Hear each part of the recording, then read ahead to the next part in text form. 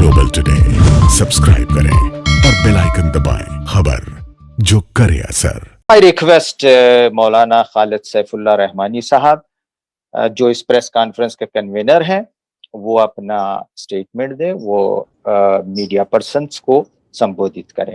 मौलाना।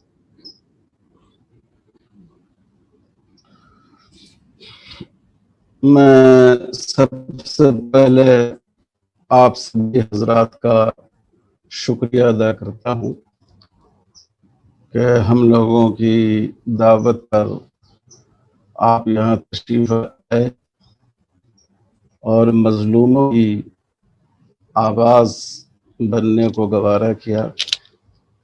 इस मौके के लिए जो प्रेस नोट तैयार किया गया है वो मैं आपके सामने पेश करता हूँ। हम फ़लस्तीनी शहरियों पर इसराइल की जारहियत और वहशियाना मजालिम की सख्ती से मजम्मत कर अफसोस कि ये पुरतशद्दुद कार्रवाइयाँ इसराइल का मामूल बन चुकी हैं।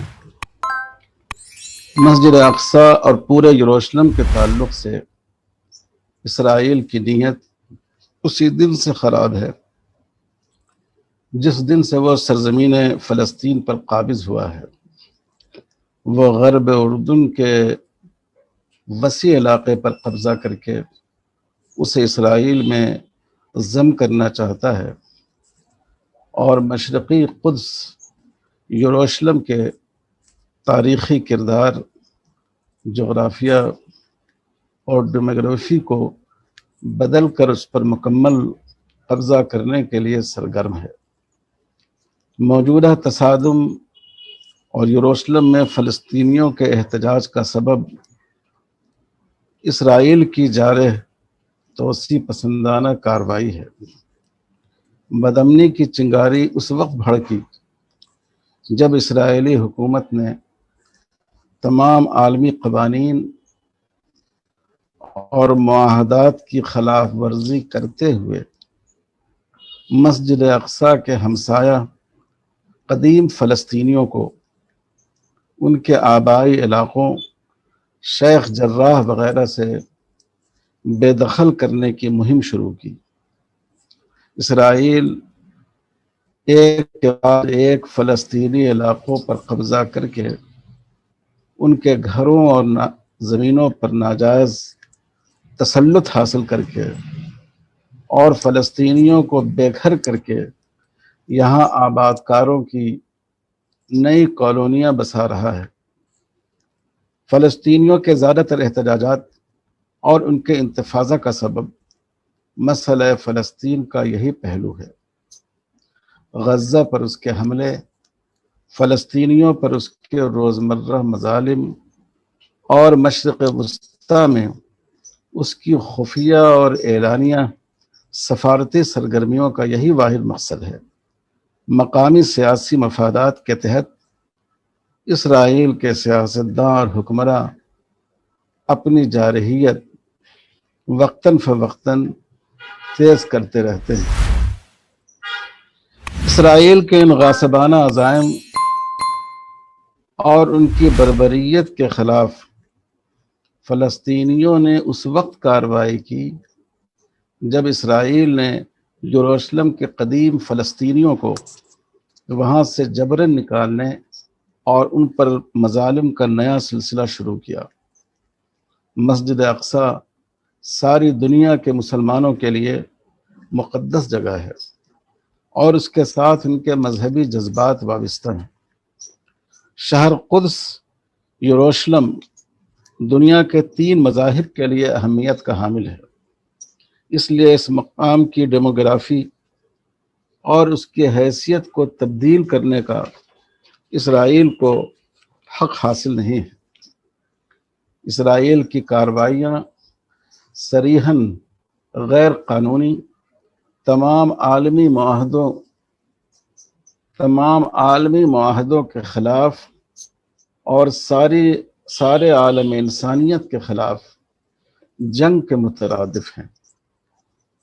इन मज़मूम कार्रवाइयों को दुनिया से छुपाया जा रहा है और फ़लस्तीनियों की मज़ाहमती कार्रवाइयों की एक तरफ़ा तौर पर तशहीर की कोशिश की जा रही है। दुनिया को हक़ाइक़ से बेखबर रखने के लिए जिस तरह सहाफ़ियों को निशाना बनाया जा रहा है और उनके दफातर को मिसमार किया जा रहा है, ये सारी आज़ाद दुनिया के लिए संगीन चैलेंज है। हमारे मुल्क की मौक़र सहाफ़ती तंजीमों, editors guild of India, press council of India वगैरह ने इसकी जिस तरह मजम्मत की है, हम उनकी भरपूर तायीद करते हैं और पूरी दुनिया के सहाफ़ियों से मुतालबा करते हैं कि वो इस बर्बरियत के ख़िलाफ़ एक ज़बान होकर आवाज़ उठाएं। इस मसले का फौरी हल यही है कि कुद्स और दूसरे मुसल्लमा फ़लस्तीनी इलाक़ों से इसराइली कब्ज़े को फौरी बर्खास्त किया जाए और इसराइल को अपने तमाम ज़ालिमाना और गासिबाना इरादों और कार्रवाइयों से रुकने के लिए मजबूर किया जाए। हम अरब और मुस्लिम मुल्कों से मुतालबा करते हैं कि वो मुत्तहिद होकर फ़लस्तीन और मस्जिद अक़सा के तहफ़्फ़ुज़ के लिए आगे आएँ और सरगर्म सफारती किरदार अदा करें। हम दुनिया के तमाम इंसाफ पसंद मुल्कों से मुतालबा करते हैं कि वो इस सरीह जारहियत के ख़िलाफ़ सिर्फ मज़म्मती बयानात पर इक्तफ़ा न करें, बल्कि वो सब इक़दामात करें जिनका इंसानियत दुश्मन और कानून शिकन मुल्कों के ख़िलाफ़ अक़वाम मुत्तहिदा का चार्टर हक़ देता है। इसराइल पर दबाव डालें, उसके ख़िलाफ़ सख्त माशी और सफारती पाबंदियाँ आयद करें। सहयीनी हुक्मरानों और फ़ौजियों ने गज़ा और दीगर फ़लस्तीनी इलाक़ों में जिन जंगी जराइम का इर्तिकाब किया है, उस पर आलमी अदालत में फ़र्द जुर्म आयद करें और जंगी जराइम के कटहरे में उन्हें खड़ा करें। हुकूमत हिंद हमेशा इस्तेमारी ताकतों के तोसी पसंदाना अज़ाइम के ख़िलाफ़ रही है और इस पॉलिसी के तहत उसने हमेशा फ़लस्तीन की तहरीक आज़ादी और मज़लूम फ़लस्तीनियों के हकूक़ की हिमायत की है। अक़वाम मुत्तहिदा की सलामती कौंसिल में वतन अज़ीज़ हिंदुस्तान के मंदूब जनाब TS तिरुमूर्ति के इस ऐलान का हम खैर मक़दम करते हैं कि हिंदुस्तान फ़लस्तीन के मुनसिफ़ाना काज़ की भरपूर हिमायत करता है और हम अपनी हुकूमत से इस बात की बजा तौर पर उम्मीद रखते हैं और मुतालबा करते हैं कि इस तारीख़ी ऐलान की पासदारी में वो फ़लस्तीन पर इसराइल के जुल्म को ख़त्म करने के लिए कलीदी और मुअस्सिर रोल अदा करेंगे। ये मैं समझता हूँ कि इस पर आइंदा आप हज़रात की गुफ्तगू होगी। मैं प्रिंट मीडिया, इलेक्ट्रॉनिक मीडिया दोनों से इस बात की उम्मीद रखता हूँ कि वो सच की और इंसाफ की और मजलूमों की मदद की आवाज़ बनेंगे। बहुत बहुत शुक्रिया। बहुत बहुत शुक्रिया मौलाना खालिद सैफुल्लाह रहमानी साहब। अब मैं मिस्टर KC त्यागी जी, जो एग्जीक्यूटिव मेंबर हैं पार्लियामेंटेरियन फॉर अल कुद्स, आपने मोर देन 100 कॉलम्स अल कुद्स पैलेस्टाइन इशू पर लिखा है, बहुत बड़ी आवाज है पैलेस्टाइन इशू पर। मैं KC त्यागी जी से रिक्वेस्ट करता हूं कि वो अपना स्टेटमेंट प्रेस के सामने दें। हेलो जी, हाँ जी। तो हिंदुस्तान की एम्बेसी में वो अपनी रात गुजारा करते थे। ये रेस्पेक्टेबिलिटी हिंदुस्तान की और हिंदुस्तान की हुकूमत की रही है। अभी सैफुल्लाह साहब ने भी जिसका जिक्र किया, उस पर भी मैं कहना चाहता हूं कि हमारे जैसे लोगों को काफी मसरत हासिल हुई है और हम तारीफ भी करना चाहते हैं कि भारत सरकार के जो UN में नुमाइंदे हैं, उन्होंने बहुत कैटेगरिकली और बहुत ही साफ शब्दों में इजराइल के एक्सपेंशनिज्म की भी आलोचना की है, बमबारी की भी आलोचना की है और जो स्टेटस को एंटी है वो मेंटेन रहे, इसकी भी उन्होंने हिमायत की है। तो हमारे जैसे लोगों को काफी इससे राहत भी मिली। ये कोई एक दो दिन का या एक दो घंटे का मसला नहीं। 1948 से पहले इजराइल नाम का कोई राज्य वहां पर नहीं था। सेकेंड वर्ल्ड वॉर के बाद जब यहूदी जगहों जगहों से आना शुरू हुए तो उस समय ये ब्रिटिश कॉलोनी थी और अंग्रेजों ने बाकायदा ब्रिटिश एम्पायर ने एक साजिश के तहत 1948 में मुल्क का बंटवारा किया जिसमें इजराइल बना। और उस समय 1/3 हिस्से पर भी इजराइल का हिस्सा नहीं था, 2/3 हिस्से पर हमारे फिलिस्तीन भाइयों का हिस्सा था। ताकत के गरूर में अमेरिका की मदद से वो लगातार फिलिस्तीनियों को उनके हक से दूर करते चले गए और 1967 में एक बड़ी फेमस युद्ध हुआ है जिसका नाम है 6 डे वॉर, जिसमें कई हजार मील जमीन जो है सीरिया की कब्जे में की, गोलन हाइट्स जिसको बोलते हैं।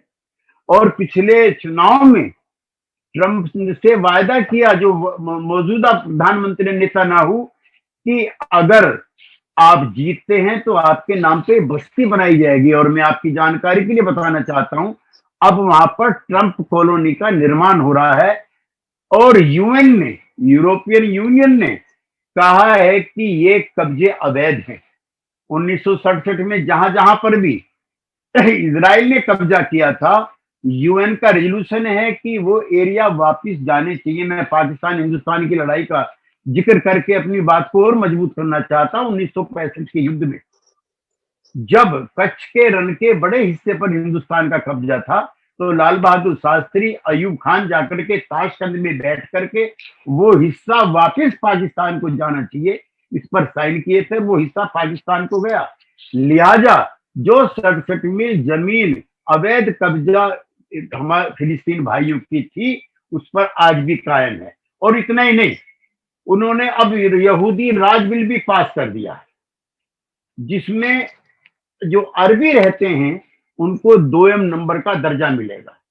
उन्होंने राजधानी तेल अवीव थी पहले, उसको हटा के जेरूसलम बना दिया, जबकि जेरूसलम इजराइल का भी और फिलिस्तीनी का भी दोनों है। अब जो झगड़ा है वो गाजा पट्टी को लेकर के है और अल-अक्सा मॉस्क के बराबर में जो जगह है वहां से वो फिलिस्तीनियों को हटा करके वहां पर भी अपना कब्जा करना चाहते।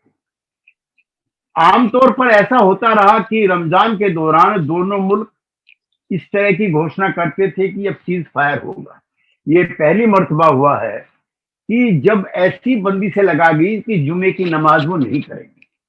और उसके बाद वहां पे लाखों की तादाद में धर्म के मानने वाले लोग पहुंचे और तब उन लोगों को जिस तरह से बर्ताव किया गया वो यूएन के रेजोल्यूशन के खिलाफ भी और जो जेनेवा सम्मेलन उसके खिलाफ भी है। जैसे हॉस्पिटल पे हमला नहीं होगा, स्कूलों पे हमला नहीं होगा, छोटे बच्चे नहीं मारे जाएंगे, बूढ़े नहीं मारे जाएंगे, ये सारे वायलेशन पिछले दिनों वहां पर हो चुके हैं। अब जो सबसे बड़ा खतरा है वो है वहां की लगभग 52,000 लोग पिछले 10 दिन में जो अल-अक्सा मॉस्क है उसके बराबर के हिस्से से निकाल दिए गए। और इजराइल पार्लियामेंट जो है वो पहले ही सेटलमेंट बिल पास कर चुकी है जिसमें इजराइल द्वारा बसाई गई अवैध बस्तियों को मान्यता भी मिलेगी। इसके बाद भी जो वहां की सरकार है उसके इन्हीं काले कारनामों की वजह से बहुत दिनों के बाद फिलिस्तीनी और यहूदियों के बीच में सड़कों पर भी लड़ाइयां शुरू हो गई हैं। मुझे अफसोस के साथ कहना है कि 300-400 के करीब कैजुअल्टीज हुई हैं। मैं कैजुअल्टी किधर की भी हुई हो उसको दोनों को मैं विरोध करता हूं, लेकिन ज्यादा कैजुअल्टी फिलिस्तीनियों की हुई है, इसमें कहने की दोहराने की दो बात नहीं है। और अब पिछले 2-3 दिनों से जिस तरह से धार्मिक स्थान के आसपास के इलाके पर संपूर्ण कब्जे की साजिश इजराइल की है, मैं उसका विरोध करता हूं। मस्जिद के अंदर पुलिस का जाना, धर्म में लगे हुए लोगों को अंदर प्रवेश करने से रोकना, जो मस्जिद की मीनारों से आवाज आती है उसको कम कराने का प्रयास करना और हर एक धर्म के मानने वाले लोगों को बाकायदा तलाशी लेना, ये सारी चीजें भड़काने वाली कार्रवाइयां हैं और मुझे कहने में कोई दिक्कत नहीं है कि ट्रंप प्रशासन के दौरान ये चीजें और ज्यादा बढ़ी। उसका एक कारण ट्रंप ने अपने चुनाव में भी ये किया था कि मैं दूतावास बदलूंगा, तेल अवीव से दूतावास ये आ जाएगा यरूशलेम में, जो अब विवाद का हिस्सा बना हुआ है। ऐसा क्लिंटन, जॉर्ज बुश और ओबामा के कार्यकाल में भी इतना एग्रेसिव तरीके से नहीं होता था जितना आज हुआ है।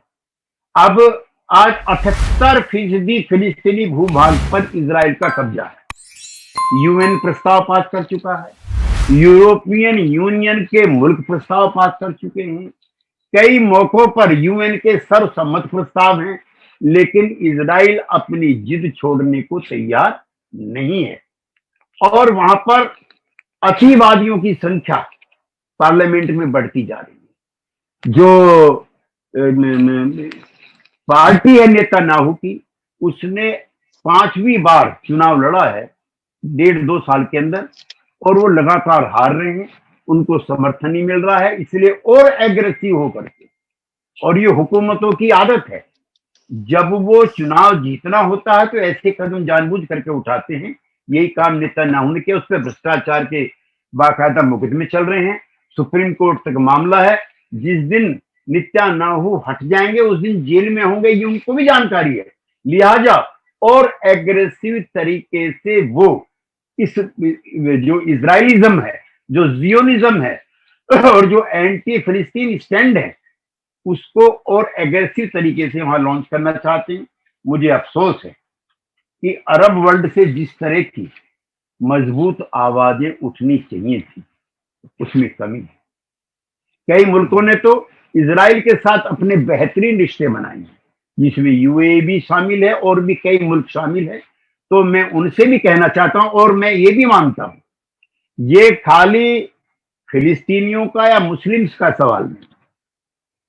मुझको याद है यासर अराफात जब घूमते थे, मेरी 1978 में उनसे क्यूबा में एक सम्मेलन में मुलाकात हुई थी, पूरी दुनिया उनको सपोर्ट करती। इसलिए ये कोई मुसलमानों का सवाल है या यहूदियों के बीच का झगड़ा, मैं ऐसा नहीं मानता। ये मानवता की हिफाजत करने का सवाल, ये ह्यूमैनिटी का सवाल है। और मैं चाहता हूं कि खाली मुस्लिम नहीं, तमाम दुनिया के अमन पसंद लोग जो इंसाफ को बेहतरीन मानते हैं, वो तमाम लोग इसको सपोर्ट करें। मुझे लगता है मैंने काफी समय जो है तनवीर साहब ले लिया है। जी जी, बहुत धन्यवाद। बहुत जी, सबका बहुत बहुत शुक्रिया मुझे सुनने के लिए, बहुत बहुत धन्यवाद। और जी मुझे जी, प्रसन्नता है कि जो एक कमेटी पार्लियामेंटेरियंस की बनी हुई है पूरी दुनिया की, इस सवाल को जी सपोर्ट जी, करने के लिए मुझे उसका मेंबर भी अंतर्राष्ट्रीय स्तर पर चुना गया है और कई कॉन्फ्रेंसेस में मैं हिस्सा भी ले चुका हूं। आप सब लोगों का सुनने के लिए बहुत बहुत शुक्रिया। बहुत बहुत धन्यवाद त्यागी जी। अभी ये हाउस ओपन किया जाता है, floor is open for Q&A, question and answer. अगर आपके कोई सवाल है तो आप हैंड रेज करें, हमारी टीम आपको फैसिलिटेट करेगी, आप सवाल पूछ सकते हैं। आप अपना सवाल चैट बॉक्स में लिख कर भी पूछ सकते हैं। Now house is open.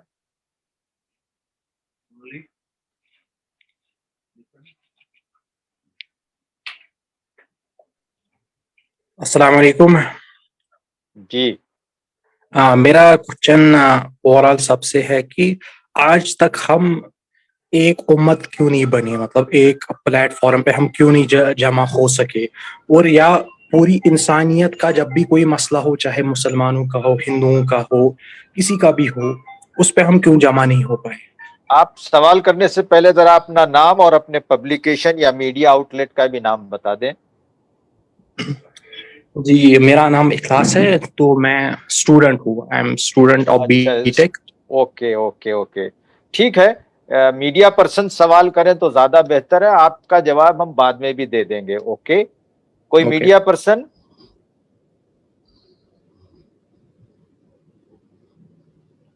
Tanveer साहब, जी, अगर एक दो और हजरात से कुछ कहला लिया जाए, उसके बाद अगर आप सवाल जवाब का राइट, तो ठीक है। फिर मैं अभी may I request doctor MD Thomas to please express and put forth your statement.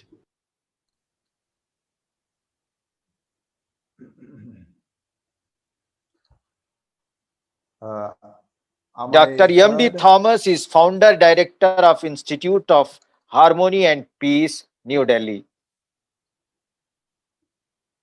Can Yes, I be Dr. heard? Thomas.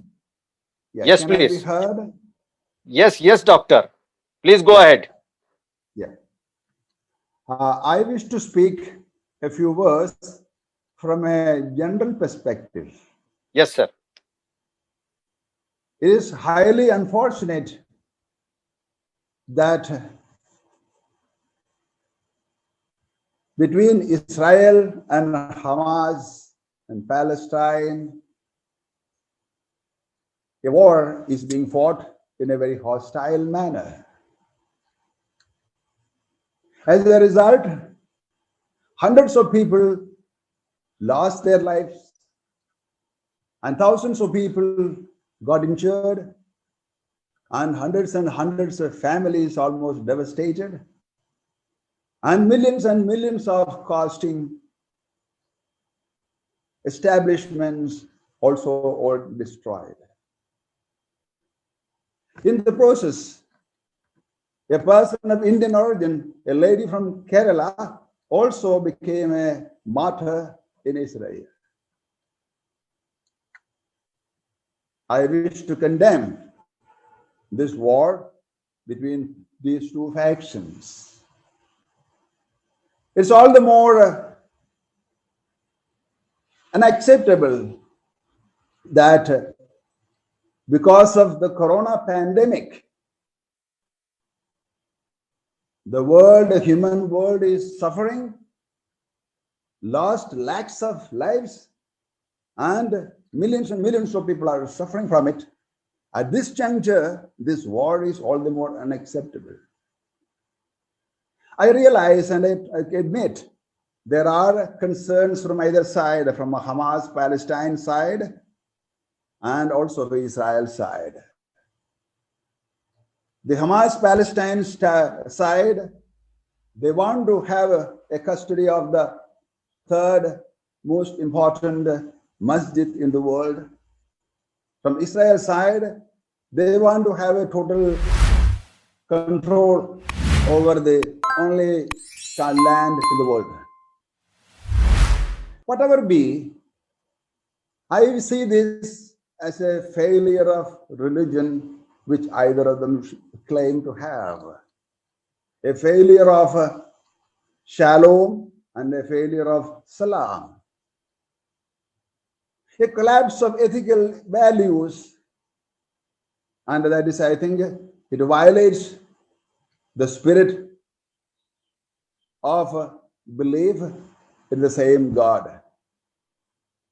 Therefore, I wish to, on behalf of Institute of Harmony and Peace Studies, having been working for promoting harmony and peace in the world for over 40 years, I wish to make a strong appeal to both countries, to both parties, to both groups, to stop this war with immediate effect and come around the table to discuss, to negotiate, to lose certain smaller concerns and to win larger concerns, so that a crime against humanity and divinity at the same time doesn't happen again. Yes.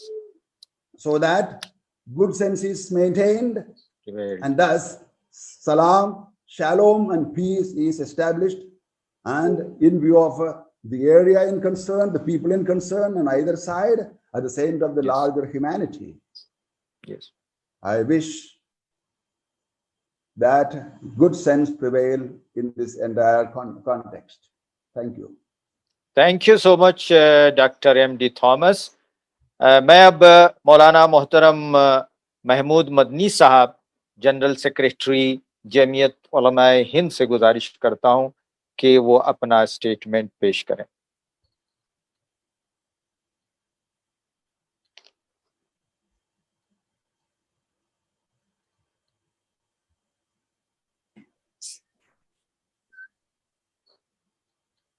बहुत शुक्रिया तनवीर साहब, आपने मुझे मौका दिया। ये इस मसले पर जनाब मौलाना खालिद सैफुल्लाह रहमानी साहब ने बहुत तफसील से अपना प्रेस स्टेटमेंट दिया है, जो सब लोगों ने मिल करके मुश्तरक तौर पर जिसका फैसला हुआ था। तो मैं उसकी तायीद ज़बानी तौर पर आप हजरात के सामने करना चाहता हूँ, और अपनी तरफ से और उस ग्रुप की तरफ से जो हम लोगों ने पिछले 10-12 दिनों से इस पे काम कर रहे हैं, उसकी तरफ से, और जमीयत उलमाए हिंद की तरफ से इसकी तायीद करते हुए ये कहना चाहता हूँ, ये कह करके बस अपनी बात खत्म करना चाहता हूँ।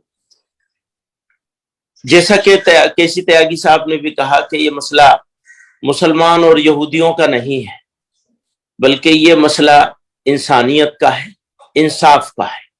दुनिया में इंसाफ रहेगा या जबरदस्ती चलेगी? तो अगर डंडा चलेगा तो डंडा तो हाथ बदलता रहता है, फिर अमन कैसे होगा? हालात भी आज भी ऐसा है, न वो सुकून से रह पा रहे हैं, न वो सुकून से रह पा रहे हैं। और उनकी तो सब बर्बादी है बेचारों की। फलस्तीनियों को जिस तरह से उनकी जमीन से बेदखल किया गया, उनकी इज्जत, आबरू, उनकी जिंदगियां, उनके बच्चे, कोई चीज महफूज नहीं है। तो हमें लेकिन साथ साथ ये अर्ज करना चाहता हूं अपने मुल्क इंडिया के भी और इंटरनेशनल मीडिया से भी, कि वो दबाव में आकर नहीं, बल्कि इंसाफ की बुनियाद पर, इंसानियत की बुनियाद पर, सच्चाई की बुनियाद पर इस मसले को सही अंदाज में इंडिया वालों के सामने भी, आम लोगों के सामने भी और दुनिया वालों के सामने भी पेश करें। अगर ऐसा नहीं हुआ तो तारीख उन्हें माफ नहीं करेगी।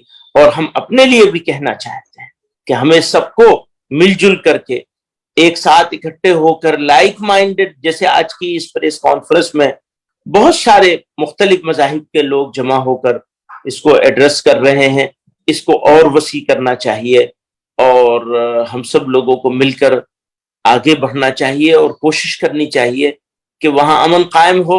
और अमन के लिए बुनियादी तौर पर इसराइल को रोकना होगा, उनके जुल्म को, उनकी बर्बरियत को रोकना होगा। और इसी तरह मैं अमेरिका के बारे में भी कहना चाहता हूं कि अमेरिका को अपनी पॉलिसी पर नजरसानी करनी चाहिए। बहुत बहुत शुक्रिया। बहुत बहुत शुक्रिया मौलाना। मैं समझता हूं कि अब कुछ क्वेश्चन लेना चाहिए। अगर आ चुके हैं तो मैं पत्रकार भाइयों से, मीडिया पर्सन से रिक्वेस्ट करता हूं कि 1-2 सवाल अगर कुछ हैं तो वो पूछ लें।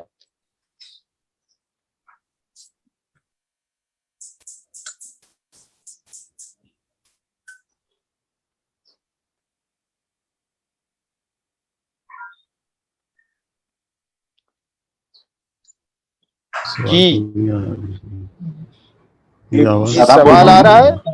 जी शादाब बोल रहा हूँ मैं। अच्छा, आप शादाब, आप किस मीडिया आउटलेट से बोल रहे हैं? इनसाइट इंडिया प्रेस वेब है। अच्छा जी। केसी त्यागी जी से सवाल है।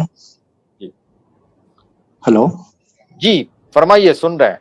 हाँ, सवाल ये है कि जिस तरह से सरकार है और सरकार के जो सपोर्टर हैं वो लगातार इजराइल के सपोर्ट में थे, मगर जिस तरह से टेक ऑन हुआ सरकार का, और तो क्या इसमें केसी त्यागी से सवाल है कि क्या अलायंस के जो थॉट हैं उससे, उसकी वजह से है, फॉरेन पॉलिसी हमारी जो है उसकी वजह से है, या फिर वर्ल्ड में जो उसके अलायंस जो साथ आ रहे हैं इजराइल के, ये सरकार पे प्रेशर किस वजह से बना जो उन्होंने अपनी फॉरेन पॉलिसी में फिलिस्तीन की तरफ से बयान दिया है? तो क्या अलायंस थॉट है ये, या वर्ल्ड फोरम को देखकर है, या फॉरेन पॉलिसी है? केसी त्यागी जी से। जी हाँ, वैसे तो चल रहा है ना, धर्मनिरपेक्षता, समाजवाद, नॉन अलाइंड, ये जयप्रकाश आनंद, डॉक्टर राम मनोहर भैया, कर्पूरी ठाकुर और अब नीतीश कुमार, इन सिद्धांतों के मानने वाले लोग हैं। हम सरकार के हिस्से हैं, लेकिन कई सवालों पर सरकार से भिन्न राय भी रखते हैं। नंबर 1। नंबर 2, भारत सरकार ने के दूत ने, एम्बेसडर ने जो यूएन में तकरीर की है, जिसका जिक्र रहमानी साहब ने भी किया, हमारा हो गया तो बस मैंने वो बंद कर दिया वीडियो। हम सब लोगों को उसकी तारीफ करनी चाहिए। उन्होंने फिलिस्तीन की हिमायत की है, 2 नेशन थ्योरी को माना है, रॉकेट हमले जो हुए हैं उसको बुरा माना है। और जहां तक हिंदुस्तान की विदेश नीति है, ये समय समय पर बदलती रहती है। इजराइल को मान्यता नरसिंहा राव जी जब प्रधानमंत्री थे, पहली बार उनके शासनकाल में मिली है, लेकिन मैं इसको पॉलिटिकल इशू नहीं बनाना चाहता। भारत सरकार ने कल परसों 2 दिन जिस तरह का इजराइल की उसको कंडेम किया है, फिलिस्तीन की हिमायत की है, तो भारत सरकार के इस रुख की हम सब लोगों को तारीफ करनी चाहिए। चलिए एक और सवाल लेते हैं, फिर उसके बाद हम अगले स्पीकर्स को इनवाइट करेंगे। एक और सवाल अलाउ करें।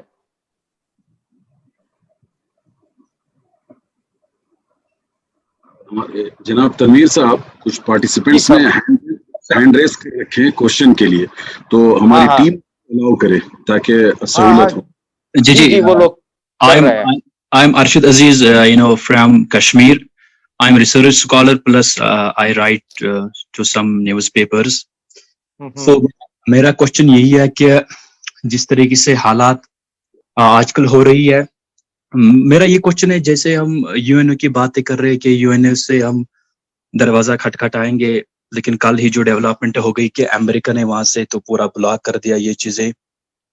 तो मेरा ये सवाल है कि हम उन लोगों के पास फिर तवक्कात क्यों रखते हैं कि those people who say that we are the custodians of democracy, human rights, बाकी बातें करते, अगर आप देखें कल सी क्या हो रहा है, isn't it settled colonialism या जो हंटिंगटन की वो बातें है ना, clash of civilization। मैं आपसे रिक्वेस्ट करूंगा कि आप शॉर्ट में सवाल कर दें, ज्यादा एक्सप्लेन करेंगे तो वक्त हमारे पास नहीं है, please come to the point. मेरा यही है कि मतलब जैसे एमडी थॉमसन ने कहा, ये फरमाया कि जो वायलेंस है, वॉर है, हमें इन दोनों फरीक हैं, जो फलस्तीन है एंड इजराइल है, उनको स्टॉप करना चाहिए। लेकिन जब हमें देखना हो तो the ball is in the court of Israel there, sir आपका सवाल पूछ लीजिए, आप एनालिसिस वगैरह हम बाद में कर लेंगे। आप जो ओप्रेस्ड पीपल होते हैं या ओप्रेसर जो पावरफुल होता है, तो वायलेंस उनको पहले स्टॉप करना होता है। सो वायलेंस जो नहते कौम होते हैं वो तो वायलेंस नहीं कर पाते हैं, इट्स अ पावरफुल माइट जो होता है वही वायलेंस करता है। सर बस यही क्वेश्चन है मेरा। राइट, ओके, ये क्वेश्चन नहीं था, ये आपका ऑब्जर्वेशन था। Okay fine, fair enough. कोई और क्वेश्चन है तो ले लीजिए।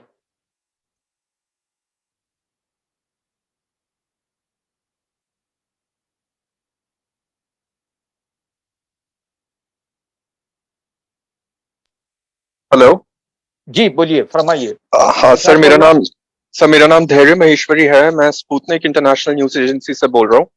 सर मेरा सवाल है, थैंक यू सर। मेरा सवाल है कि अभी देखा जा रहा है हाल फिलहाल में Pakistan has been taking international lead और काफी डिप्लोमेसी चल रही है उनकी तरफ से कि एक फोर्स फॉर्म होनी चाहिए जो पैलेस्टीनियंस को प्रोटेक्ट करे, क्योंकि पैलेस्टाइन के पास अपनी कोई ऐसे रेगुलर फोर्स नहीं है, तो उन्होंने एक इंटरनेशनल फोर्स का एडवोकेसी कर रहे हैं। तो इसमें हमें लग रहा है कि इंडिया को ऐसा प्रपोजल बैक करना चाहिए, जैसे कि स्टेटमेंट आया है अभी सिचुएशन कंट्रोल करने के लिए पैलेस्टाइन की और सपोर्ट दिखाने के लिए। क्या इसमें क्या राय है मतलब पैनलिस्ट की?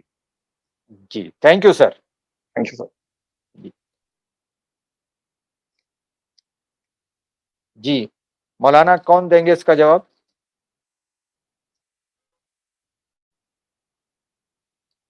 अब्दुल्ला साहब इसका जवाब। सैयद सादतुल्ला साहब आप इसका जवाब दें। जी बहरहाल हमारे मुल्क को इस बात की कोशिश करनी चाहिए कि इस इलाके में अमन कायम करने के लिए और इजरायली एग्रेशन को रोकने के लिए वो सारे डिप्लोमेटिक मींस को इस्तेमाल करे और सिक्योरिटी काउंसिल में इस पर डिटेल बात हो। जाहिर के पहले मरहले में मिलिट्री एक्शन नहीं होगा, लेकिन उससे पहले बहुत सारी बातें तजवीज़ हो रही हैं कि सैंक्शंस लगाए जाएं। हमने भी यहाँ अपने प्रेस स्टेटमेंट में भी इसका डिमांड किया है कि इकोनॉमिक सैंक्शंस लगाए जाएं और उसके अलावा और स्ट्रिंजेंट मेजर्स लिए जाएं जो इससे पहले हम रॉक नेशंस के खिलाफ लेते रहें। और इसके जरिए इजराइल पर दबाव बांधा जाए। तो इसके लिए हमारे मुल्क को यूनाइटेड नेशंस में स्ट्रांग आवाज उठानी चाहिए, ये हम समझते हैं। जी, अगले सवाल से पहले मैं चाहूंगा कि मोहतरम जनाब सैयद सादतुल्लाह हुसैनी साहब, प्रेसिडेंट जमात इस्लामी हिंद, वो अपना स्टेटमेंट यहाँ मीडिया के सामने दें। I also, on behalf of Jamaat Islami Hind, on behalf of our collective group, friends, Indian Friends of Palestine, I support the press statement read out by our convener, Maulana Khalid Saifullah Rahmani Sahab, and we strongly condemn Israel's aggression and barbaric atrocities against Palestinian civilians. And we feel that the immediate solution to this problem is to end the Israeli occupation of Al-Quds, Jerusalem and other occupied Palestinian territories, and to force Israel to stop all its cruel and aggressive intentions and actions.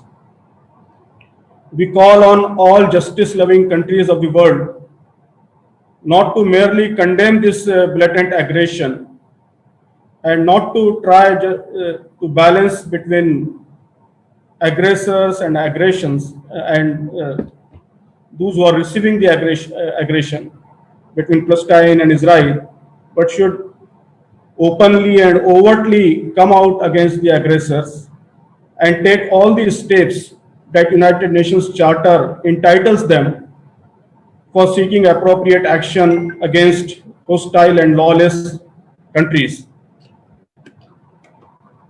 I also welcome the announcement by Mr. T.S. Tirumurti, India's representative to the United Nations Security Council, who has fully supported the just cause of Palestine, and we rightfully expect and demand that our government, in keeping with this historic declaration and India's long-standing commitment to Palestinian cause, India will play a key and effective role in making an end to Israel's operation of Palestine. I think the ambitions of Israel are very clear. It wants to occupy a large area of West Bank and completely annex Al-Quds or Jerusalem. So it is working towards changing the historical character, geography and demography of Palestine. The current conflict is the result of these aggressive and expansionist policies of Israel. This is in violation of many UN resolutions and the Universal Declaration of Human Rights. There are many even bilateral agreements of which Israel is also a signatory, and it is one after another, it is backtracking on its commitments. So I think it is not the issue of just political conflict between two countries. It is not any religious conflict, but it is the issue of international peace. It is the issue of whole humanity. So whole humanity should come together and should raise strong voice against this Israeli aggression and should do whatever possible to stop it. Thank you. Thank you so much, sir. मैं अभी mister विनय कुमार जी जो secretary हैं, secretary general press club of India, मैं उनसे विनंती करूंगा कि वो प्रेस के सामने अपने व्यूज रखें। आपके बाद फिर हम क्वेश्चंस लेंगे। विनय कुमार जी। जी, गुड मॉर्निंग। और जो स्टेटमेंट रहमानी साहब ने पढ़ा, बहुत अच्छा स्टेटमेंट था। और as press club of India secretary general हमने IWPC जो इंडियन वुमेन प्रेस कोर है और प्रेस एसोसिएशन है जो PIB एक्रेडिटेड जर्नलिस्ट की संस्था है, बहुत पुरानी, हम तीनों ने मिलकर ये स्टेटमेंट, अपना जॉइंट स्टेटमेंट इशू किया था। एडिटर्स गिल्ड ने भी इशू किया था। हमारा सबसे बड़ा कंसर्न ये है कि जो ह्यूमैनिटेरियन इश्यूज की बात हुई, पीस की बात हुई, जस्टिस की बात हुई, इजराइल के एग्रेशन और एक्सपेंशनिज्म के इरादों की जो बात हुई, वो सब अपनी जगह पर है, मगर जो इजराइल ने बमबारी की थी, हम लोग उसके बहुत खिलाफ हमने बहुत स्ट्रांग एक स्टेटमेंट इशू किया था कि अल जजीरा और एसोसिएटेड प्रेस और तमाम और मीडिया आउटलेट्स की जो गाजा पट्टी में जो ऑफिसेस थे उनको टारगेट किया गया। तो उससे ये पता चलता है कि जो ये मीडिया आउटलेट्स वहां से खबरें दे रहे थे, उनकी जो न्यूज आ रही थी, उसके ऊपर ये एक अटैक जो है ये बहुत ही इसको कंडेम करने की जरूरत है और इसको सामने लाने की जरूरत थी। और जहां तक सारे स्पीकर्स ने बोला, त्यागी साहब ने भी बोला, रहमानी साहब ने बोला और अभी भी बोला, जमात हिंद के प्रेसिडेंट साहब ने बोला कि जो पैलेस्टीनियन इशू के ऊपर जो इंडिया का स्टैंड यूनाइटेड नेशंस में हमारे परमानेंट रिप्रेजेंटेटिव त्रिमूर्ति साहब ने रखा, हम उसकी भी हिमायत करते हैं और सबने, सारे वक्ताओं ने उसके ऊपर उसका संज्ञान लिया, नोटिस लिया।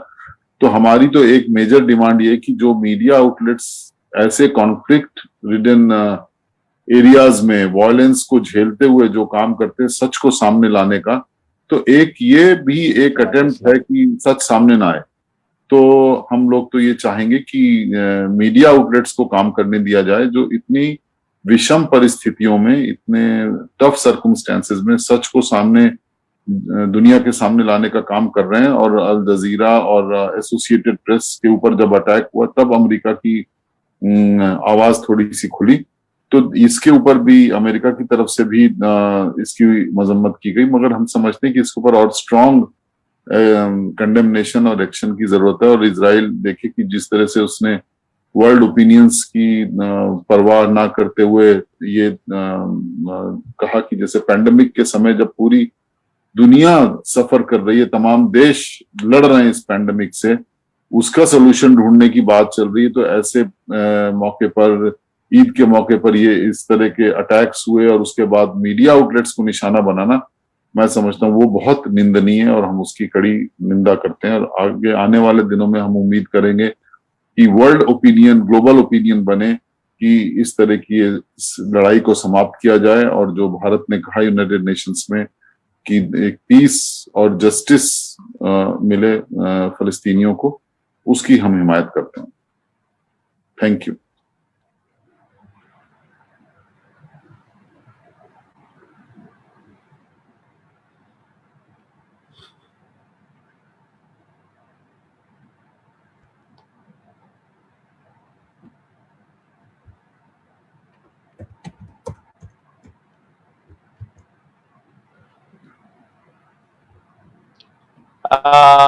Thank you so much Vinay Kumar जी।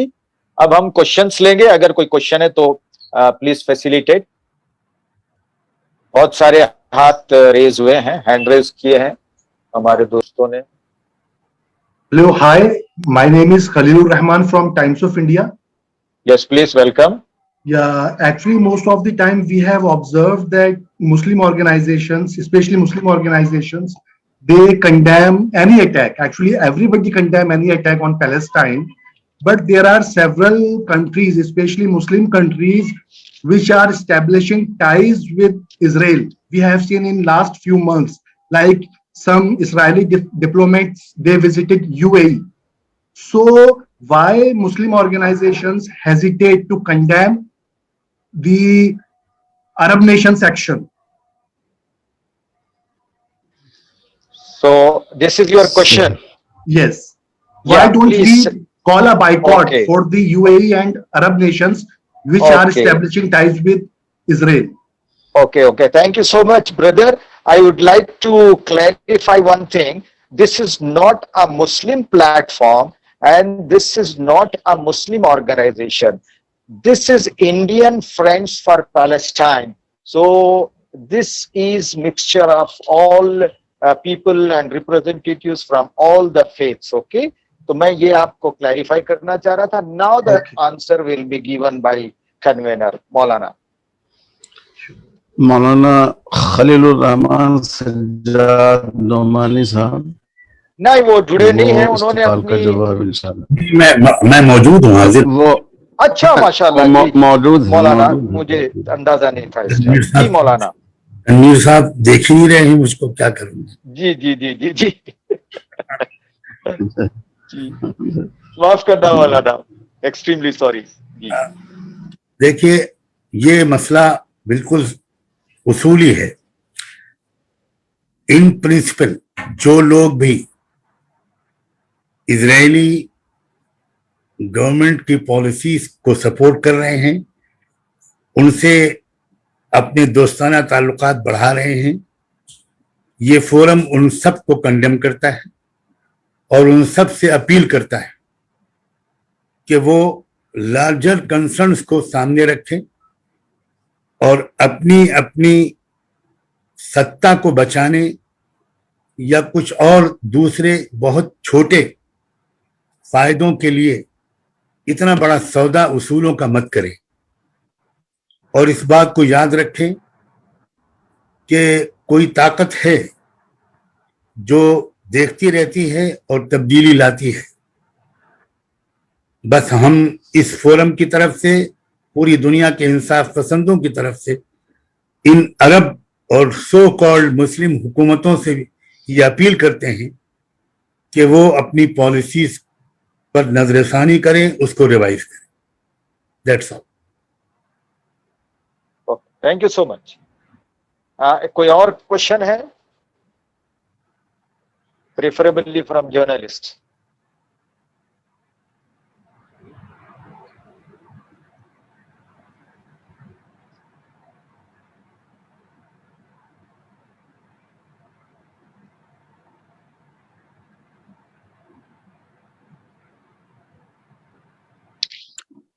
अस्सलाम वालेकुम। वालेकुम अस्सलाम। Am I audible? यस। जी, मेरा सवाल है केसी त्यागी सर से। Before that can you introduce yourself sister? जी जी, I will. I am a reporter of Insaf online news. Okay. जी, मेरा सवाल है केसी त्यागी सर से कि उन्होंने कहा कि वो हुकूमत हिंद के हलीफ जमात से जो है ताल्लुक रखते हैं, तो क्या हुकूमत इस मसले को हल करने में कितना अहम किरदार अदा करेंगी? Thank you. जी, अनम्यूट कर लें साहब, अनम्यूट कर लें। अच्छा, एक अच्छी शुरुआत यूएन में भारत के प्रतिनिधि द्वारा दिए गए वक्तव्य से होती है, जिसमें आपको ताज्जुब होगा और आपकी जानकारी के लिए मैं बताना चाहता हूं कि यरूशलेम में भी जो इजराइल के विदेश मंत्री हैं, उन्होंने 25 मुल्कों के झंडों के साथ उनकी तारीफ की और मुझे प्रसन्नता है कि उसमें भारत शामिल नहीं था। लिहाजा भारत के द्वारा उठाया गए कदम, हम जितने पैनलिस्ट हैं, जितना हमारा ऑर्गेनाइजेशन फिलिस्तीन है, इसकी तारीफ करते हैं और तारीफ करते करते लगातार सरकार पर हम लोग आग्रह करेंगे, निवेदन करेंगे कि अपने इस स्टैंड को वो कायम रखें और यूएन के अंदर लगातार अपनी इस आवाज को तेज करते रहें। बाकी जो यूएन की स्थिति है वो भी मैडम आपसे छिपी हुई नहीं है।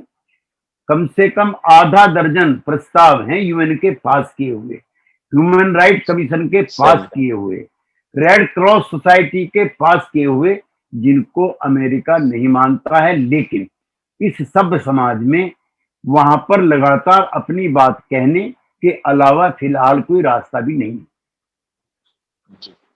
धन्यवाद, बहुत बहुत शुक्रिया। मैं अब मोहतरम मौलाना सज्जाद नोमानी साहब, डायरेक्टर इमाम शाह वलीउल्लाह एकेडमी से गुजारिश करता हूं कि वो अपनी बात मीडिया के सामने रखें। बहुत शुक्रिया।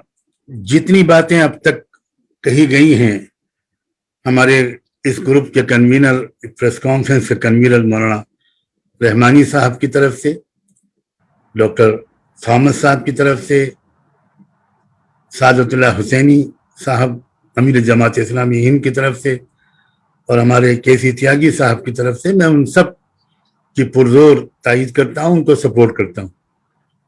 और मुझसे कन्वीनर साहब मोहतरम ने ये कहा था कि मैं अरबी में इस ग्रुप की तरफ से जो प्रेस रिलीज तैयार किया गया है, मैं अरबी लैंग्वेज में उसको आपके सामने रख दूं, इसलिए कि शायद अरब मीडिया के लोग भी यहाँ आए हुए हों और उन तक भी बात उन्हीं की ज़ुबान में पहुंच जाए। ندين بشدة وبكل صراحة العدوان الصهيوني والاعتداءات الوحشية على المسجد الأقصى وغزة وعلى الشعب الفلسطيني البائس.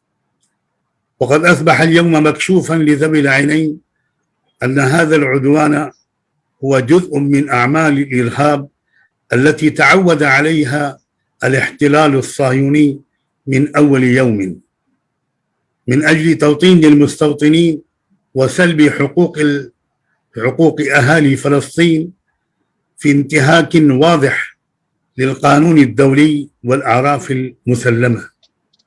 والكل يعلم أن النار اشتعلت حينما قام الاحتلال الصهيوني بحملة قاسية لإخلاء منطقة الشيخ جراح، وعندما اقتحمت القوات المسلحة الصهيونية المسجد الأقصى بحملة قاسية لإخلاء وعندما اقتحمت القوات المسلحة الصهيونية المسجد الأقصى في الليلة 27 من شهر رمضان المبارك، وبدأت تهاجم المصلين والمعتكفين الركع السجود رجالا ونساء، ونحن إذ نهنئ أولئك الذين قاموا للدفاع عن المقدسات وحقوق وحياة المستضعفين من الرجال والنساء والولدان، نرى أنه يجب على العالم المتحضر كله أن يدين بشدة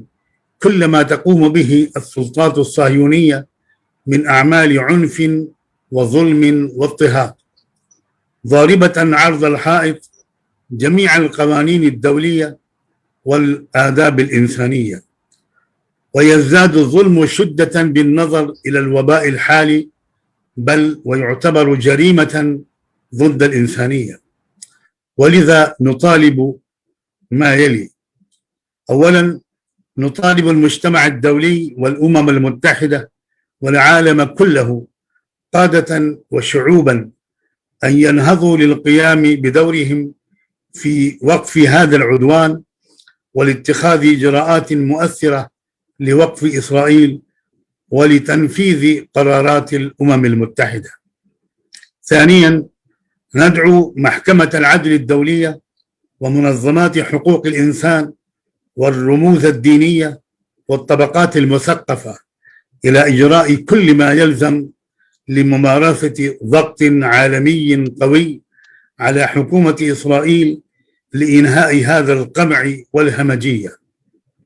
ثالثا، ندعو منظمة التعاون الإسلامي والدول المسلمة والعربية وجميع دول العالم إلى عدم الاكتفاء بالتصريحات فحسب، بل لأداء واجباتهم بصورة عملية مؤثرة. رابعا، وندعو الحكومة الهندية أن تستعمل علاقاتها القوية بإسرائيل لردها عن سلوكها العدواني. كما نهنئ ونشكر حكومتنا الهندية على موقفها الصريح الذي اتخذته أخيرا في مجلس الأمن استمرارا للموقف الهندي القديم تجاه قضية فلسطين. خامسا، نناشد إخواننا الصحفيين وأولي الأمر في وسائل الإعلام في جميع أنحاء العالم أن يقفوا مع المظلومين المستضعفين في فلسطين وفي كل مكان، فإنكم تملكون ما يعتبر من أقوى الوسائل التي تهدي الرأي العام العالمي إما إلى حق وصواب وإما إلى كذب وضلال. وأخيرا، نعرب عن تضامننا مع إخواننا الفلسطينيين الذين يقاومون القوى الصهيونية الظالمة المضطهدة، ونفعل ذلك نيابة عن مسلم الهند بل ومن الشعب الهندي كافة، كما نشيد بشجاعة الشعب الفلسطيني وصموده، ونسأل الله تعالى أن ينصرهم نصرا عزيزا. وشكرا. जज़ाकल्लाह, थैंक यू सो मच मौलाना सज्जाद नोमानी साहब। हमारे साथ आदरणीय आचार्य गोस्वामी सुशील महाराज जी, जो नेशनल कन्वेनर ऑफ भारतीय सर्वधर्म संसद हैं, वो भी साथ में हैं हमारे साथ। वो मैं उनसे अब रिक्वेस्ट करूंगा कि वो अपनी बात मीडिया के सामने रखें। आचार्य जी। नमस्कार। नमस्कार दोस्तों, आज हम एक बहुत ही महत्वपूर्ण विषय पर आज मीडिया के सम्मुख इकट्ठा हुए हैं। कुछ बातें ऐसी होती हैं जिनको धर्म के साथ नहीं जोड़ा जा सकता है। दुनिया में तो अनेक धर्म हैं और उस धर्म को मानने वाले अलग लोग हैं, वो आस्था का विषय है। परंतु धर्म शब्द जो है वो ईश्वर का दिया हुआ है। इंसानियत जब दुनिया में आई तो परमपिता परमेश्वर की कृपा से, उस रिश्ते से दुनिया में रहने वाला हर इंसान एक दूसरे का भाई है, एक दूसरे का पड़ोसी है, एक दूसरे का वेलविशर। और ऐसे समय में कोई एक देश अपनी शक्ति का प्रयोग करके किसी धार्मिक स्थल पर उस पर हमला कर दे तो वो एक धर्म के मानने वालों पर हमला मैं नहीं मानता। वो दुनिया में जितने धर्म हैं उन सब के ऊपर हमला है, और जो हमलावर है उसके अपने भी जो धर्म है उसके ऊपर भी हमला है। यानी कि वो धार्मिक नहीं है, वो ईश्वर को मानने वाला नहीं है, वो इंसानियत को मानने वाला नहीं है। अगर इंसानियत को मानने वाला होता, इस सब धर्मों में एक कहावत है और कही गई है कि परमात्मा एक है, ईश्वर एक है, शक्ति एक है, उसका निरादर जो करता है पृथ्वी पर रहकर, मैं उसकी मुखालफत करता हूं, उसकी भर्त्सना करता हूं। ऐसा जिस देश ने किया है, इजराइल ने, वह गलत किया है। यहां सवाल ये भी नहीं है कि कौन मुल्क किस देश के साथ दोस्त है या दुश्मन है, उसका प्रश्न भी आज नहीं है। दोस्तों, आज एक वक्त ऐसा है जहां ईश्वर की पहले ही महामारी का प्रकोप पूरी दुनिया में, किसी एक धर्म पर नहीं है, किसी एक देश पर नहीं है, पूरी दुनिया में कोरोना फैला हुआ है। लाखों लोग अकाल मृत्यु का ग्रास हो रहे हैं।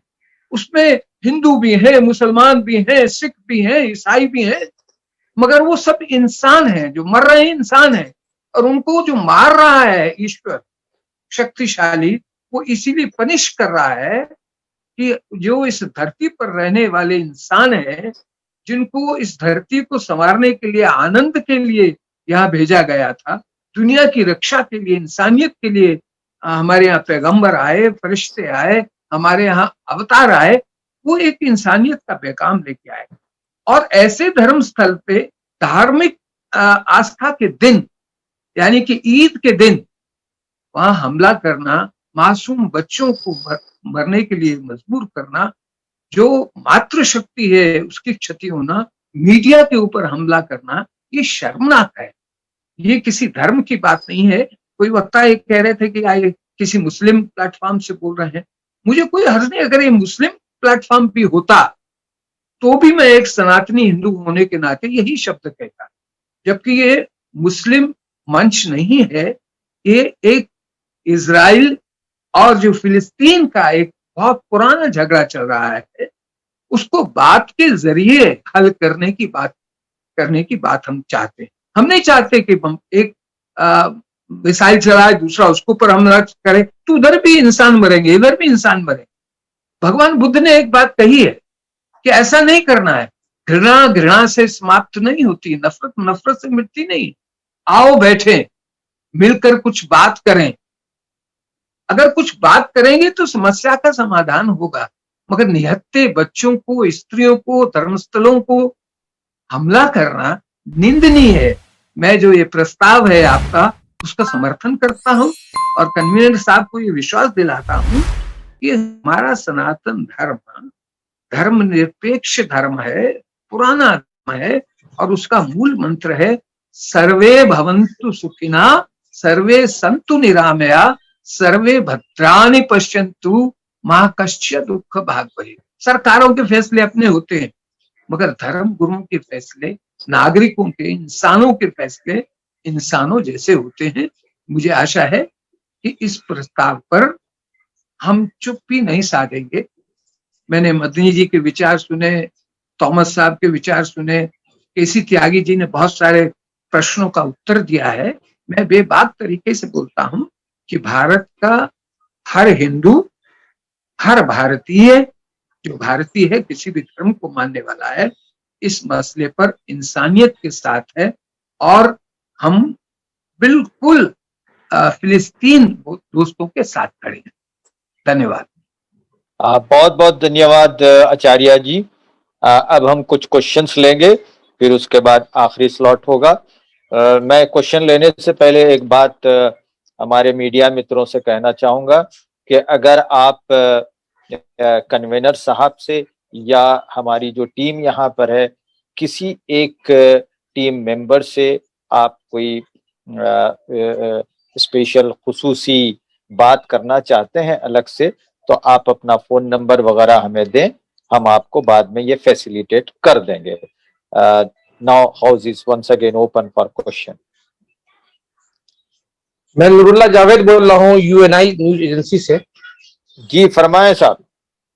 जी, मेरा सवाल, दो सवाल है। एक सवाल केसी त्यागी साहब से है कि हिंदुस्तान की जो ख्वाहिश है कि हम आलमी सतह पर एक बड़ा किरदार अदा करें, पंडित नेहरू के जमाने में हिंदुस्तान ने अदा भी किया है, क्या मौजूदा हुकूमत हिंद फिलिस्तीन और इसराइल के तनाज़ुर में कोई अहम किरदार अदा कर सकती है?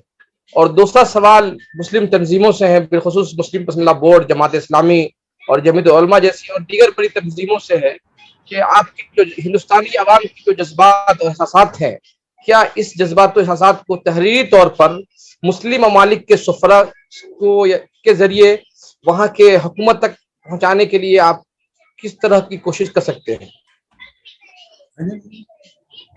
जी केसी त्यागी जी साहब, फैसिलिटेट करें, अनम्यूट कर दें। जी मैं जावेद साहब के सवाल का जवाब पहले भी दे चुका हूं। मुझको बेहद प्रसन्नता है इस सरकार की जो गठबंधन सरकार का उसका हिस्सा होने के नाते कि बहुत ही स्पष्ट शब्दों में, बहुत ही ज्यादा स्पष्ट शब्दों में उन्होंने इजराइल के हमले की निंदा की। उन्होंने स्टेटस को एंटी यानी के हमले से पहले की जो स्थिति थी वो बहाल की जाए, जिसमें मस्जिद के बराबर वाला जो हिस्सा है जिस पर गाजा पट्टी में वो दिखाना चाहते हैं अपना कब्जा, वहां से सैनिकों को हटाया जाए। और मैं ये भी कहना चाहता हूं इसमें कि हमले बंद हों, लेकिन एक सज्जन ने कहा था, मैं उनसे भी एग्री करता हूं कि हम इजराइल को और फिलिस्तीनियों को बराबर दोषी इस बात के लिए नहीं मान सकते कि जैसे झगड़े की शुरुआत दोनों से एक तरफ हुई है। हमले ज्यादातर इजराइल की तरफ से हुए हैं, लेकिन जान माल की जिस भी तबके का नुकसान हुआ है उसके लिए हमें अफसोस है। बहुत अच्छा सवाल आपका जावेद जी है। इसके जरिए हम चाहेंगे और आपके इस माध्यम के जरिए भी कहना चाहते हैं, बहुत अच्छा होगा कि हिंदुस्तान की हुकूमत आगे बढ़ करके इस क्राइसिस को रिजोल्व करने में यूएन में भी और यूएन से बाहर भी अपनी आवाज उठाए, तो भारतीयों को बहुत खुशी होगी। जी, दूसरे सवाल का जवाब मौलाना कौन देंगे? जावेद साहब के। मैं जवाब देता हूं।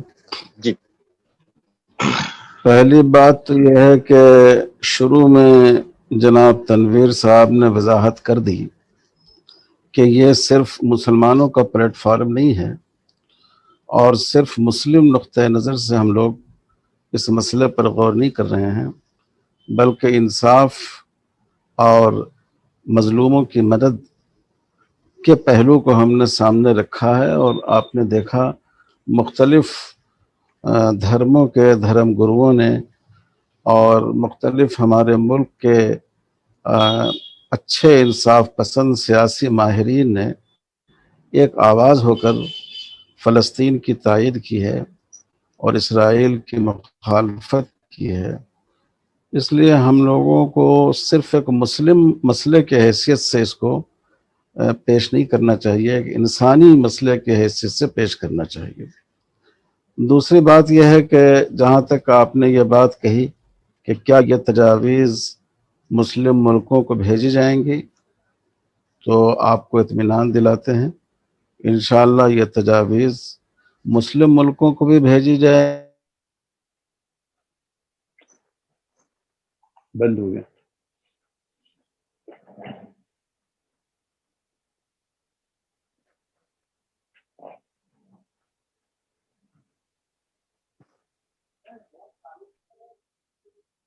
कोशिश करेंगे। अगर हम और कुछ नहीं कर सकते तो अपनी आवाज़ के ज़रिए, अपनी राय के ज़रिए, अपनी तायीद के ज़रिए हमें ज़रूर मज़लूमों की मदद करनी चाहिए।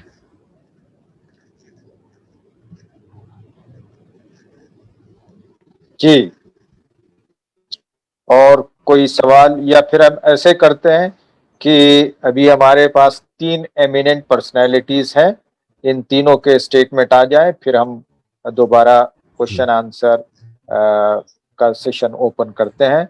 Now I request respected professor मंजूर आलम साहब, general secretary military council of India, to please address the media. Thank you very much, Tanveer Sahab. You at least you had given me the time. Let me say very few things. This is not the issue of the Muslim versus A and B, Yahudi and others. It is a human, which is already said. It is a human dignity issue. Now we have to think of how we can develop a relation between humanity at large in different parts of the world, including India, and also to think of how to make the process in a proper way, that how the United Security Council should be modified, because that Security Council is always supporting directly, indirectly to the powerful, those who are very much aggressor. All the resolution, they are not paying any attention, but they are not able to do anything. And especially America, which has become as a part of Israel's agenda, and they are working against the whole humanity. It is a very, very dangerous for the humanity at large. So I endorse all the views which has been expressed already, but I am adding that this is the right time that let the human being, humanity from the humanity point of view, should come out and raise the voice, and you are make joint effort to convince the humanity at large to stand against these kind of things which has been doing by the Israel against a particular person, country and the groups, and they have killed thousands and thousands people, and there is no question against it. So there is a need to execute them also. That is that the United Nations should also frame the charges against them. Unless they will not take some action, there will be nothing will be happen. The last point I will say, let Indian people, because we are following the process of Mahatma Gandhi. This is the right time for us to make it a convincing point how to reach and how to approach to the humanity at large, to all sources, and how convincing point of rational points and the legal points should be raised, so that let the peace prevail. And unless peace will not prevail, there will be always dangerous for things are against the humanity. Thank you very much. Hello. So much sir. कोई सवाल है तो immediately पूछा जाए। जी hello hello, मैं AU Asif हूँ। Hello जी आसिफ साहब, आपकी आवाज आ रही है, आप सवाल कर सकते हैं। जी जी, डॉक्टर मंजूर आलम साहब से मेरा सवाल है कि उन्होंने बहुत सारे हैंड डॉक्टर मंजूर आलम साहब से मेरा सवाल है कि उन्होंने गांधी जी का हवाला दिया, और जाहिर सी बात है कि गांधी जी ने जब ये बात कही थी तो आजादी से बहुत पहले की बात थी। उन्होंने एक उसूली बात कही थी कि जिस तरह से स्पेन जो है स्पेनिश लोगों का है, उसी तरह से आपको फलस्तीन जो है फलस्तीनियों का है। उन्होंने और मुल्कों की मिसाल भी दी थी। लेकिन अब जो हालात इस वक्त जो बारबरिज्म के हैं इसराइल की तरफ से, तो क्या गांधी जी का की वो बात इस वक्त काबिल अमल है? जी काबिल अमल होता। चीज ये है कि अगर हमने सही तौर से इसको समझा और प्लान किया और हमने ह्यूमैनिटी एट लार्ज की बात कही है, उन्हें कन्विंस किया, तो ये आवाज बेकार नहीं जा सकती। और ये हमेशा इंसाफ हमेशा प्रिवेल करता है, वक्त लगता है, कुर्बानियां दी जाती है। तो ये बात को जरूर रखना चाहिए कि ये पॉसिबल है, सिर्फ सोचने से नहीं बल्कि उसके लिए कुछ कोशिशें करना पड़ेंगी।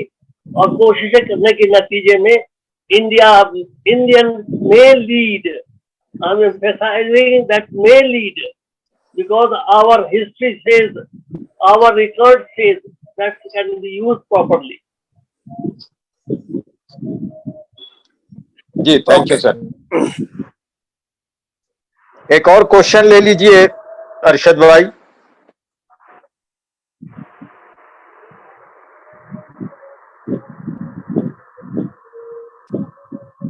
Hello, yes please go ahead. जी मैं मुमताज आलम रिजवी बोल रहा हूँ इंकलाब से। जी सर।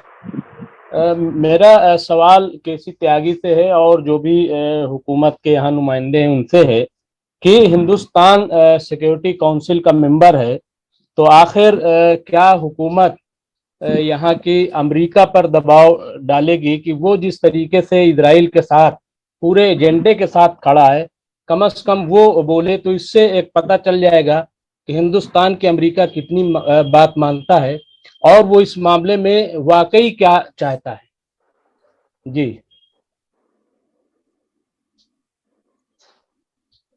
रिजवी साहब जी, कोई 1947 से लेकर के आज तक हिंदुस्तान के और अमेरिका के रिश्ते सुधरते बिगड़ते रहे।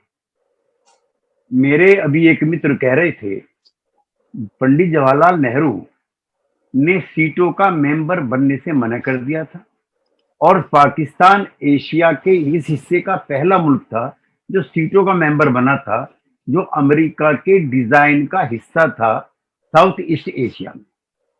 ऐसा भी दौर था इंदिरा गांधी के टाइम पर जब सातवां बेड़ा आया था हमारे खिलाफ, उस समय रूस बहुत ताकतवर था। और वर्तमान हुकूमत का भी समय समय पर जिस तरह की जियोपॉलिटिकल सिचुएशन होगी है उसमें हालात सुधरते और बिगड़ते रहते हैं। हम जो 2 दिन से यूएन में भारत के प्रतिनिधि के द्वारा दिया गया वक्तव्य है उसका स्वागत करना चाहिए और उसका स्वागत करते करते सरकार को इस बात के लिए निरंतर सुझाव देते रहना चाहिए। अगर आप दबाव शब्द का इस्तेमाल करना चाहते हैं मुझे उसमें भी कोई दिक्कत नहीं है, लेकिन भारत सरकार का जो वर्तमान स्टैंड है वो उन 25 मुल्कों की भावना के खिलाफ है जिन्होंने इजराइल की तारीफ की है या उसके हर काम को सपोर्ट किया है। जहां तक अमेरिका की बात, तो अमेरिका तो किसी की मानता नहीं।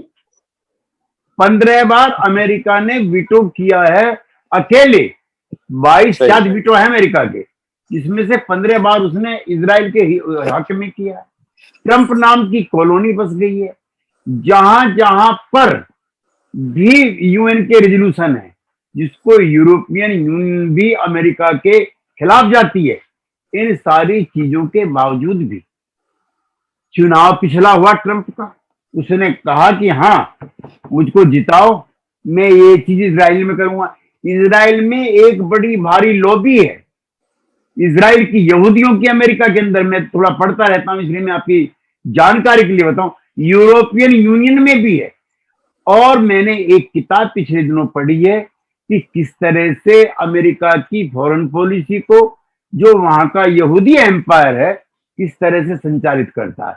इसलिए मैं तो घटक होने के नाते भी, पार्लियामेंटेरियन होने के नाते भी, एक अच्छा हिंदुस्तानी होने के नाते भी भारत सरकार के द्वारा जो लिया गया स्टैंड है उसको मैं सलाम करता। Thank you sir. कुछ क्वेश्चंस चैट बॉक्स में आए हैं, अरशद भाई या कोई उसे पढ़ ले एक आध।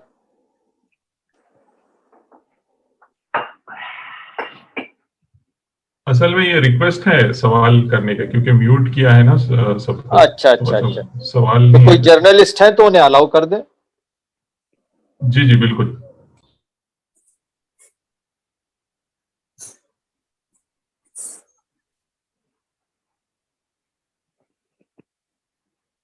जिन्हें आप अलाउ कर रहे हैं अनाउंस कर सकते हैं ताकि वो सवाल पूछ सकें।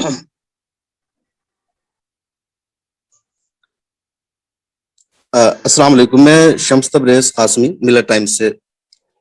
मेरा एक सवाल है कि जो आप लोगों ने रेजोल्यूशन पास किया है, जो प्रेस स्टेटमेंट जारी किया गया है, उसमें यूएन से अपील की गई है, लेकिन जो अब तक सामने है कि अक़वाम मुत्तहिदा का इजलास हुआ 2-3 दिन पहले और उसमें अक़वाम मुत्तहिदा कोई मुश्तरका स्टेटमेंट जारी नहीं कर सका, जो एक नाकामी थी उसकी सबसे बड़ी।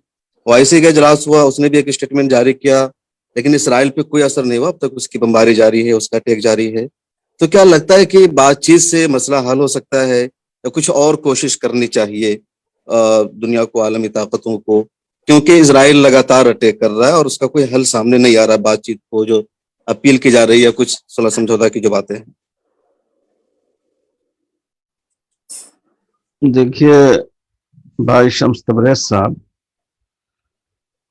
आपकी बात तो दुरुस्त है, लेकिन जाहिर है कि मसले के हल करने के लिए जो भी कोशिश की जाएगी वो कानून के दायरे में होगी और अमन के साथ होगी।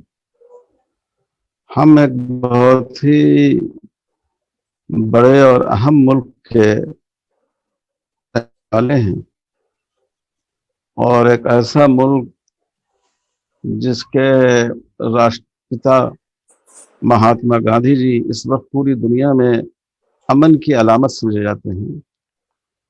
तो अगर हमारे यहाँ से कोई बात पास होगी तो हम उम्मीद रखते हैं कि आलमी सतह पर इंशाअल्लाह उसका असर होगा और ये अखलाकी तायीद जैसे जैसे बढ़ेगी, इसराइल पर दुनिया का दबाव बढ़ेगा और हो सकता है कि इसकी वजह से उसके रवैये में तब्दीली आए।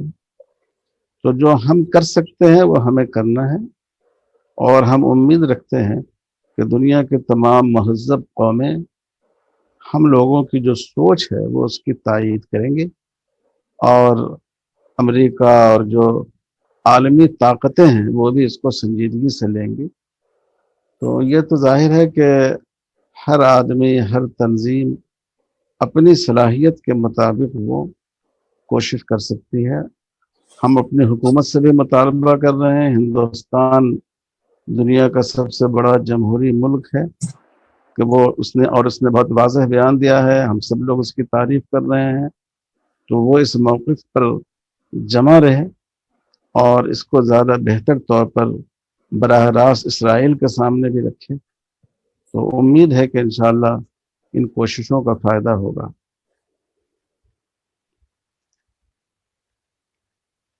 जी,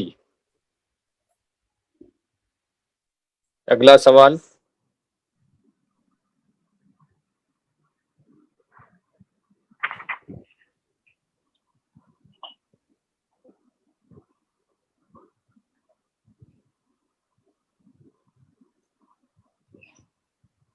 कहलाना है, क्या ये बेहतर ना होगा कि आप उनसे कहला लें और फिर आखिर में, अब तो ज्यादा लोग होंगे नहीं, फिर आखिर में आप ये सवाल जवाब रखें।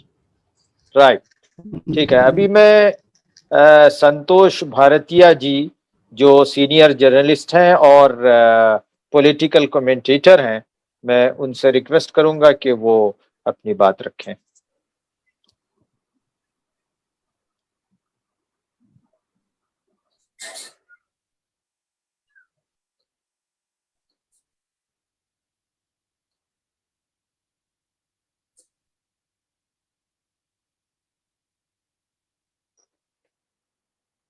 संतोष भारतीय जी कनेक्टेड है ना?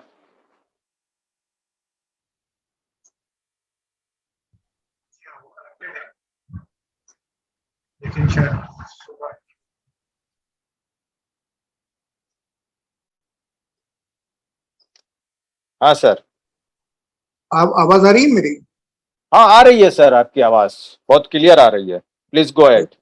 तो मेरा सिर्फ इतना कहना है कि जो मैंने शुरू में कहा, क्योंकि आपने सवाल पूछ लिया इसलिए मुझे लगा कि मेरी आवाज नहीं आ रही है, तो मैं किसी की तरफ से जवाब नहीं दे रहा हूँ, मैं अपनी स्टडी बता रहा हूँ।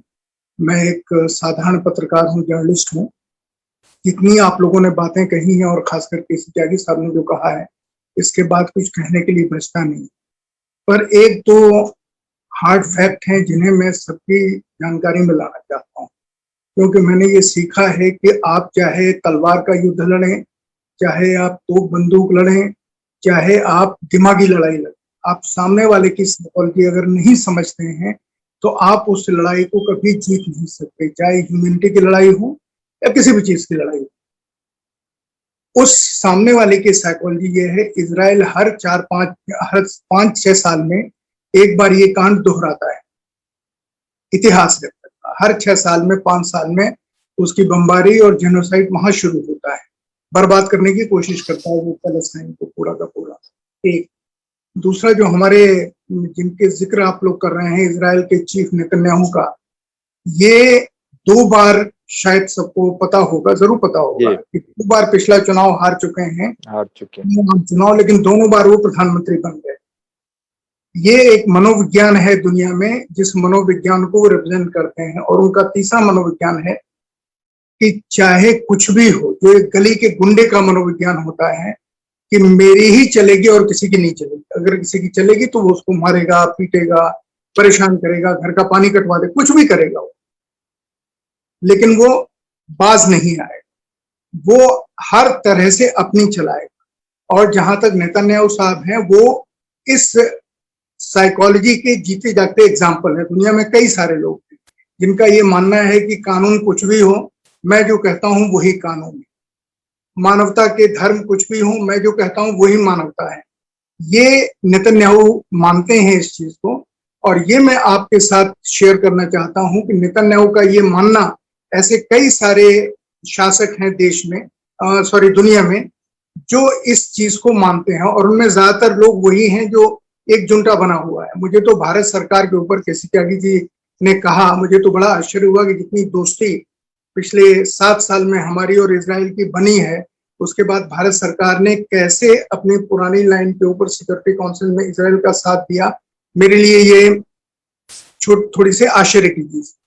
तीसरी इंपॉर्टेंट चीज, इजराइल का दखल अमेरिका में इतना है कि जो इजराइल का वहां विरोध करता है अमेरिका में, वो चुनाव नहीं जीत सकता। मैं सीनेटर्स की बात कर रहा हूँ। इजराइल का जो विरोध करता है वो नौकरी पे नहीं वहां रह सकता है। इजराइल को जो विरोध करता है वो वहां बिजनेस नहीं कर सकता है अमेरिका में। ये अमेरिका में उसका मनोवैज्ञानिक दबाव है। अब इस मनोवैज्ञानिक दबाव के पीछे और क्या चीजें हैं, ये एनालिसिस करने की चीज है। जैसे इजराइल के पास दिमाग की बहुतायत है। जब से नोबेल पुरस्कार शुरू हुआ है तब से 400 के करीब नोबेल प्राइज इजराइल के रहने वाले लोगों को या उससे जुड़े लोगों को मिले हैं। एक, इजराइल की टेक्नोलॉजी में बहुत दखल है। उस टेक्नोलॉजी की दखल का फायदा अमेरिका को मिलता है, और वो दुनिया में कितनी उसकी संख्या होगी, 1,20,00,000, 1,30,00,000, 1,40,00,000, लेकिन पूरी दुनिया में वो अपनी दादागिरी चलाते हैं, किसी की बात कभी सुनते नहीं। दूसरी तरफ फिलिस्तीन के लोग जो दुनिया की भेजी हुई मदद के ऊपर अपनी रोटी चलाते हैं। अगर दुनिया की मदद न मिले, जिनकी भी मदद है, अगर न मिले तो उन्हें खाना नहीं मिले, वहां भूख से भूखमरी हो जाए, लोग मर जाए। इस मनोविज्ञान को समझ करके अगर आप कोई बात तय करेंगे तब चलेगा, क्योंकि जो सिक्योरिटी काउंसिल 15 बार त्यागी जी ने कहा सिक्योरिटी काउंसिल में अमेरिका पूरा दखल इसलिए रखना चाहता है, इजराइल के मसले पे वो बिल्कुल साफ है कि किसी को भी इजराइल के ऊपर एक छींटा नहीं फेंकने देगा, एक कंकड़ नहीं फेंकने देगा। और आप लोगों को जरूर पता होगा, पर मैं दोहराता हूं, अभी 4 दिन पहले जब ये हमला शुरू हुआ, उस हमले के दौरान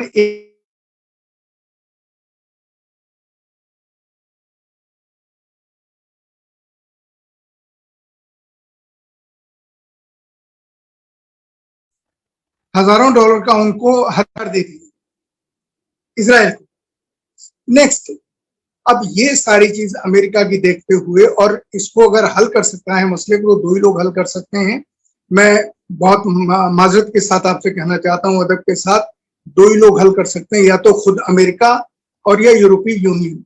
अब यूरोपीय यूनियन और अमेरिका इसको कब करना चाहेंगे, कब नहीं करना चाहेंगे, वर्ल्ड पावर बैलेंस, जितनी सारी चीजें हैं वो सामने आती हैं। तो मेरा सिर्फ इतना कहना है कि हमें कोई बहुत ज्यादा आशा नहीं करनी चाहिए। जैसे हम ईश्वर की इबादत करते हैं, हम अल्लाह मियाँ से मांगते हैं, बहुत सारी चीजें मांगते हैं, कुछ लोग आखिरी सांस तक मांगते हुए चले जाते हैं। हमें उसी तरह मानना चाहिए कि दुनिया का कोई दबाव इजराइल के ऊपर अगर असर कर जाए तो वो बस ऊपर वाले की रहमत है। तीसरी चीज, नेतन्याहू जैसे हिंदुस्तान में अगर किसी को जीतना है, उसके लिए एक बॉटम लाइन है, पाकिस्तान को गाली दो, कश्मीर के सवाल को आगे करो, हिंदू मुसलमान करो और सत्ता में आ जाओ। एक बॉटम लाइन है। जिसने भी अब तक लड़ा है, जो भी जीते हैं, उन्होंने कहीं ना कहीं इस फॉर्मूले का इस्तेमाल किया है। नेतन्याहू भी परमानेंट प्राइम मिनिस्टर बनना चाहते हैं इजराइल के, उनके लिए भी फिलिस्तीन का मसला वैसा ही। वो फिलिस्तीन के ऊपर ये जो हमला हुआ है, इस हमले के पीछे भी अगली बार उनके दोबारा प्रधानमंत्री बनने की एक, ऐसा मुझे लगता है। बस इतना करके जो मनोरंजन का जिक्र मैंने आपसे किया, मैं आप सबको शुक्रिया।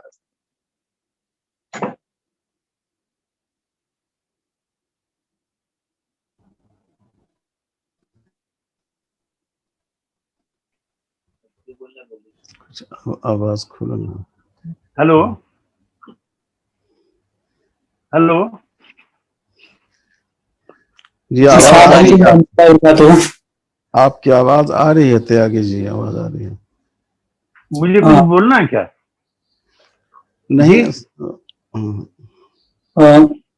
अगर मुझे इजाजत हो तो मैं मौलाना सज्जाद साहब से एक सवाल पूछना चाहूंगा। मेरा नाम गालिब है और मैं एक फ्रीलांस जर्नलिस्ट हूँ और फिलहाल तालीम भी ले रहा हूँ जर्नलिज्म की। तो अगर इजाजत हो तो मैं सवाल पूछ लूँ। जज़ाकल्लाह। सुफियान साहब की बात आ जाए, फिर उसके बाद आप सवाल पूछ लें। मौलाना सुफियान साहब से गुजारिश है कि वो अपनी बात रखें।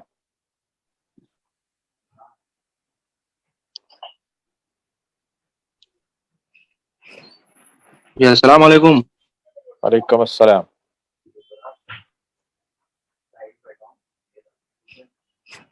अस्सलाम वालेकुम। नहीं, मौलाना सुफियान साहब पहले कुछ अर्ज करेंगे, उसके बाद सवाल लिए जाएंगे। जज़ाकल्लाह।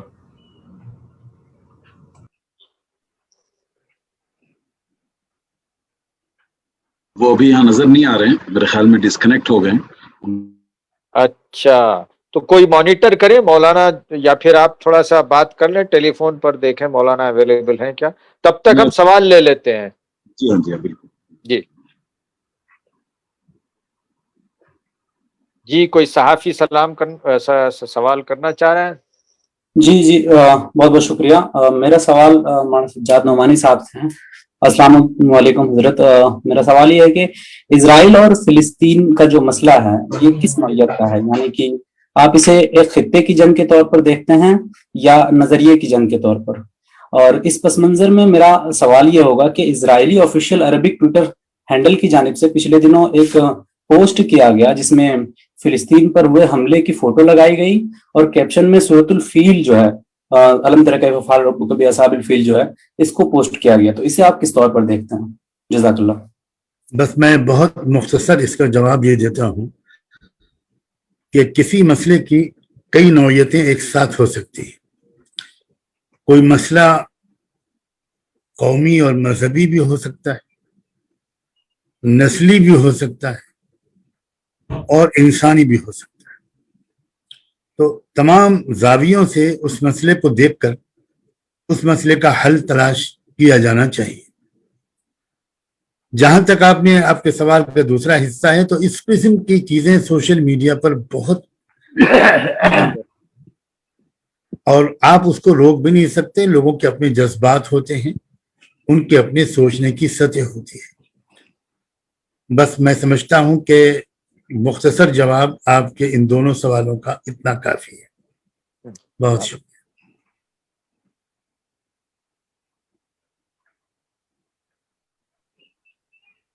अस्सलाम वालेकुम।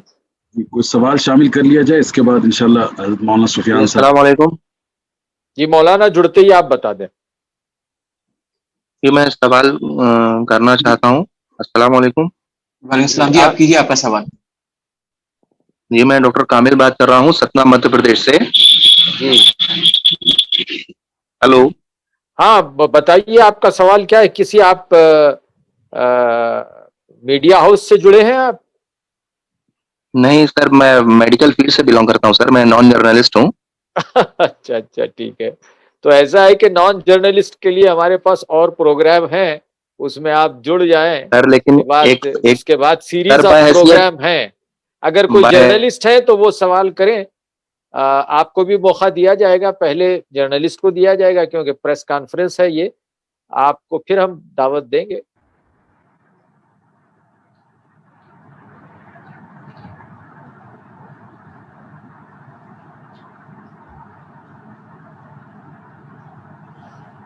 ये अनस किसी को अलाउ करें, जर्नलिस्ट है तो। सर लेकिन बहैसियत मुस्लिम होने के मैं कुछ सलाह मशवरा रख सकता हूँ अपना। मैं शादाब बोल रहा हूँ इनसाइड इंडिया प्रेस से। मेरा सवाल है। हाँ जी, हाँ, कौन बोल रहे हैं? शादाब बोल रहा हूँ इनसाइड इंडिया प्रेस से। सवाल है, पूछूं मैं? हाँ हाँ बताएं। हाँ, त्यागी जी से सवाल है, केसी त्यागी जी से, कि पहले तो शुक्रिया कि वो इस तरह की कॉन्फ्रेंस में हाजिर हैं। और थोड़ा सवाल मिलाकर ये है कि जिस तरह से फिलिस्तीन का जो इशू है और जो अभी मामला चला है शेख जर्रा से, ठीक है, तो इसको मिलाकर एक सवाल मेरा ये है कि आप कह रहे हैं कि आपके थॉट्स हैं और जिस तरह से बाकी चीजें हैं, आपकी समाजवादी सोच है।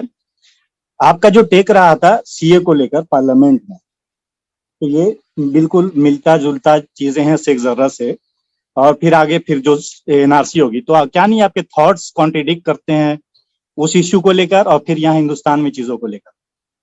अगर आप जवाब दें तो। ये तो आपका पॉलिटिकल जवाब हो गया है। हमारे बिहार के मुख्यमंत्री बहुत कैटेगरिकली बहुत ओकेजन्स पे कह चुके हैं कि बिहार के अंदर एनआरसी लागू नहीं होगा। नंबर 1। नंबर 2, सुप्रीम कोर्ट के आदेश पर एनआरसी सिर्फ और सिर्फ आसाम के लिए तय हुआ।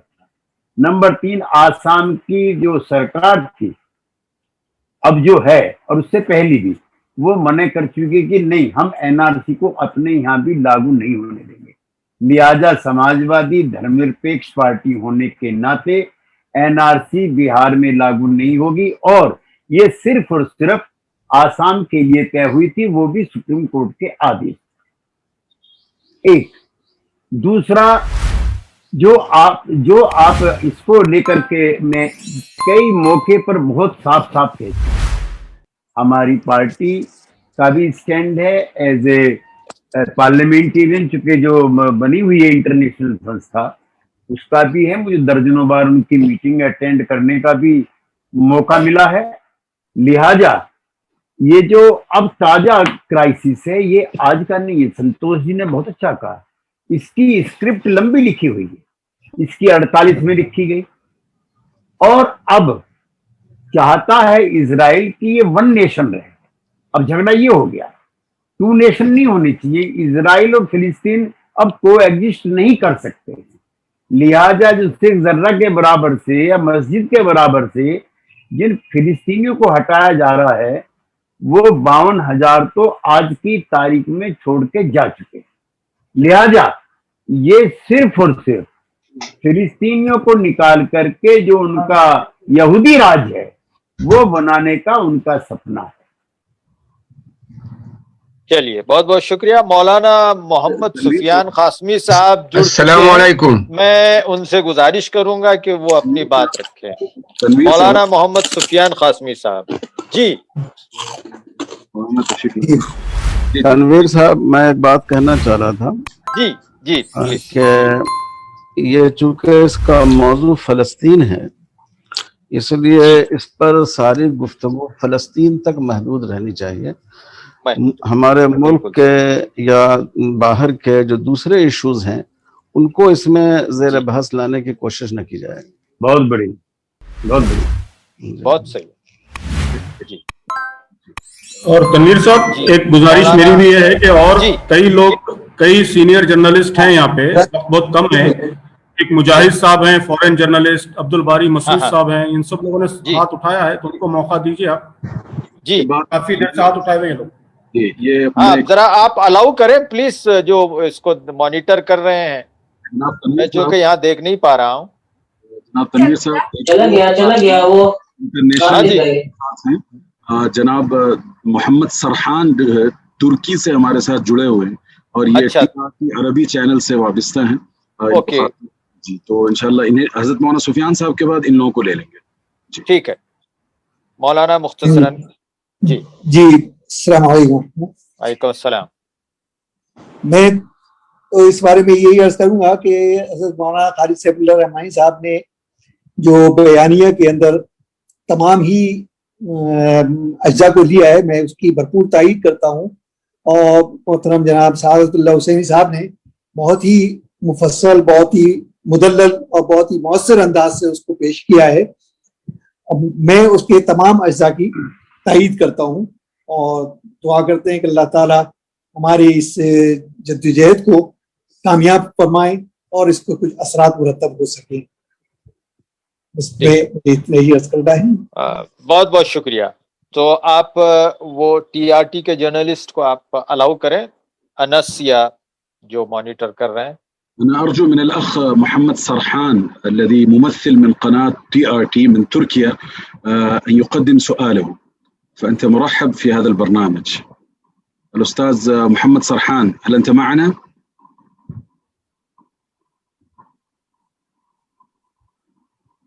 मानो बंद क्यों हो गए?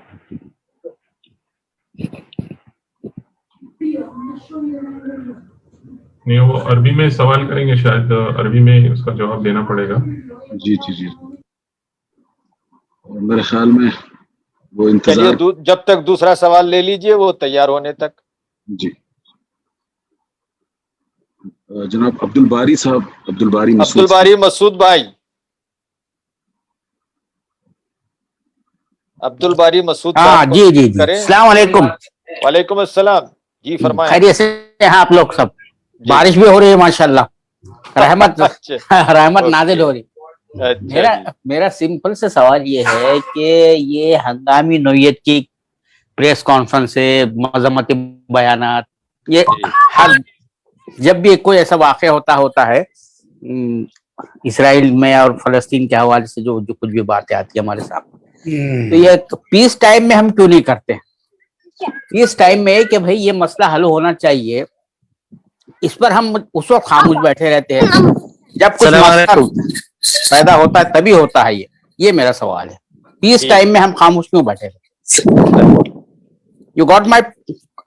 जी जी जी, बहुत वाज़ेह सवाल है आपका, वाज़ेह सवाल है। मौलाना जवाब दें जी।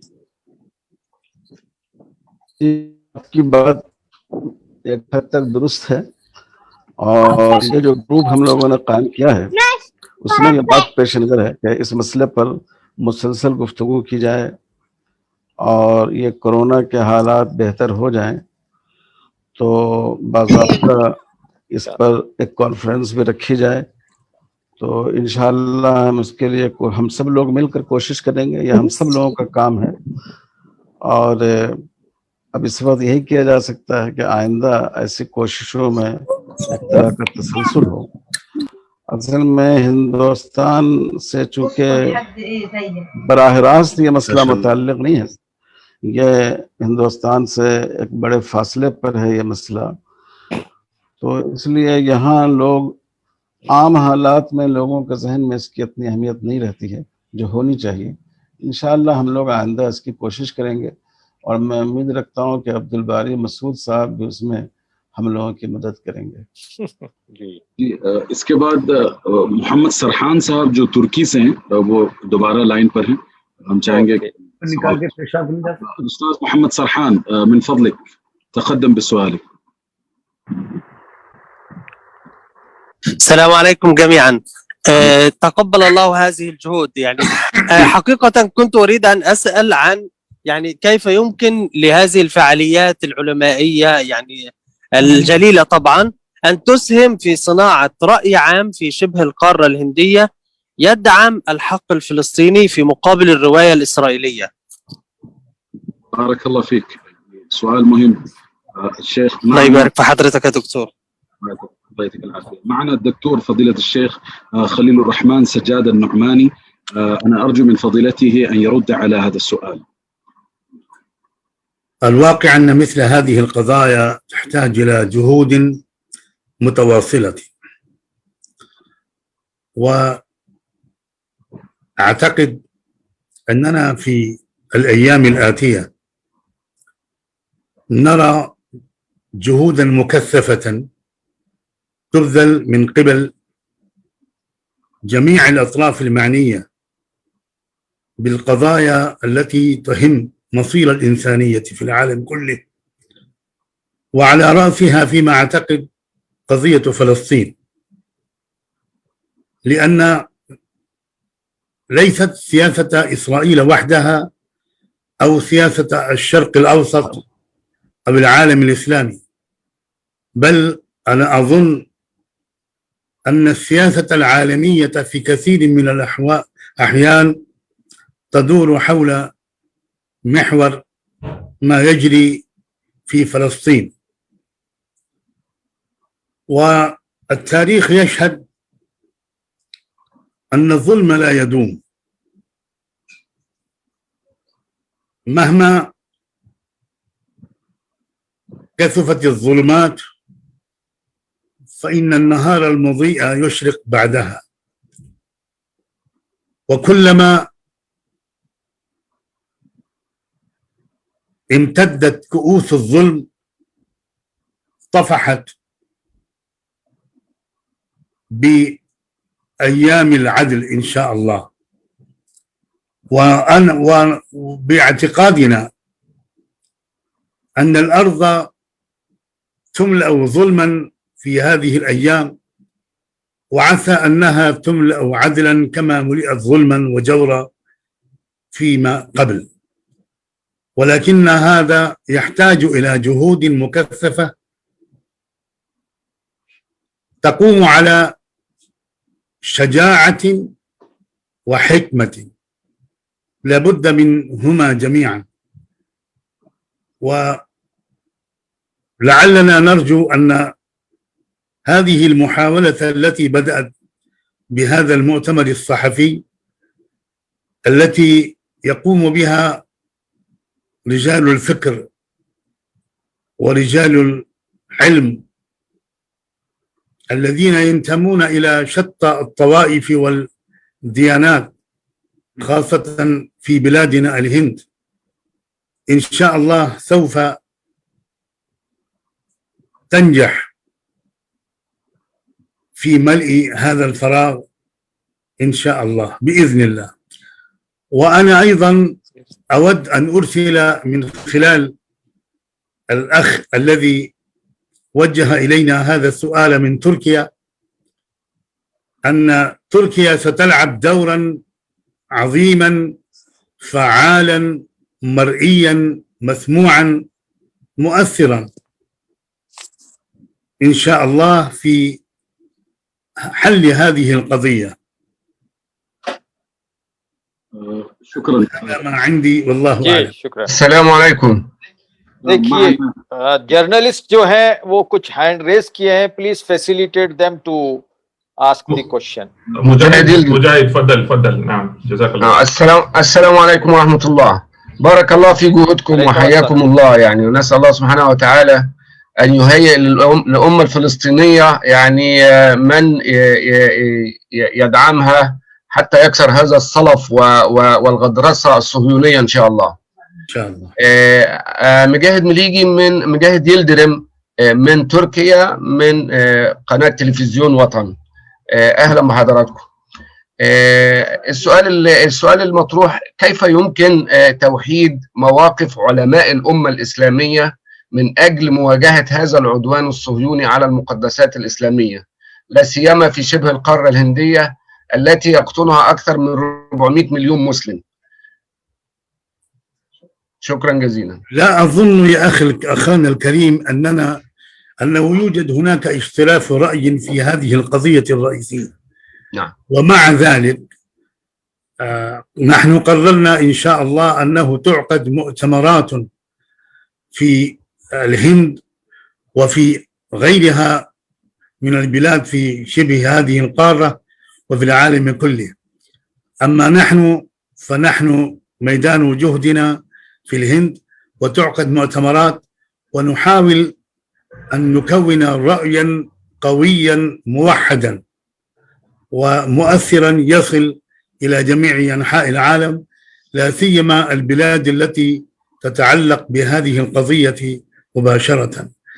كما أرجو أن تقوم حكومة تركيا بإقامة اتصالات مكثفة مع جميع الحكومات، منها حكومة الهند أيضا، وأن تشجع أو تشكر، تقدم الشكر والتهاني إلى الحكومة الهندية التي أدلت برأيها صراحة في حماية الفلسطينيين المظلومين، ونددت، وأقول وأستعمل هذه الكلمة بعمد، نددت بكل صراحة ما تقوم به الدولة الصهيونية من إجراءات العنف والعدوان. فإذا ما قامت حكومة تركيا مثلا أو حكومات العالم الإسلامي الأخرى بإقامة اتصال بدولة الهند وتقدم تحية وشكر وتهنئة، ربما تتشجع الحكومة الهندية بالمضي قدما في هذا الطريق إن شاء الله. إن شاء الله. وهي الدولة التركية يعني تبذل جهود ممتازة، والرئيس أردوغان دائما يصرح من أقوى التصريحات ضد الصلف والظلم. نعلم ذلك، ولكننا نرجو أكثر من التصريحات. نعم. إجراءات مرئية مسموعة فعالة مؤثرة، وهي جديرة بذلك وأهل له. إن شاء الله. جزاكم الله خير.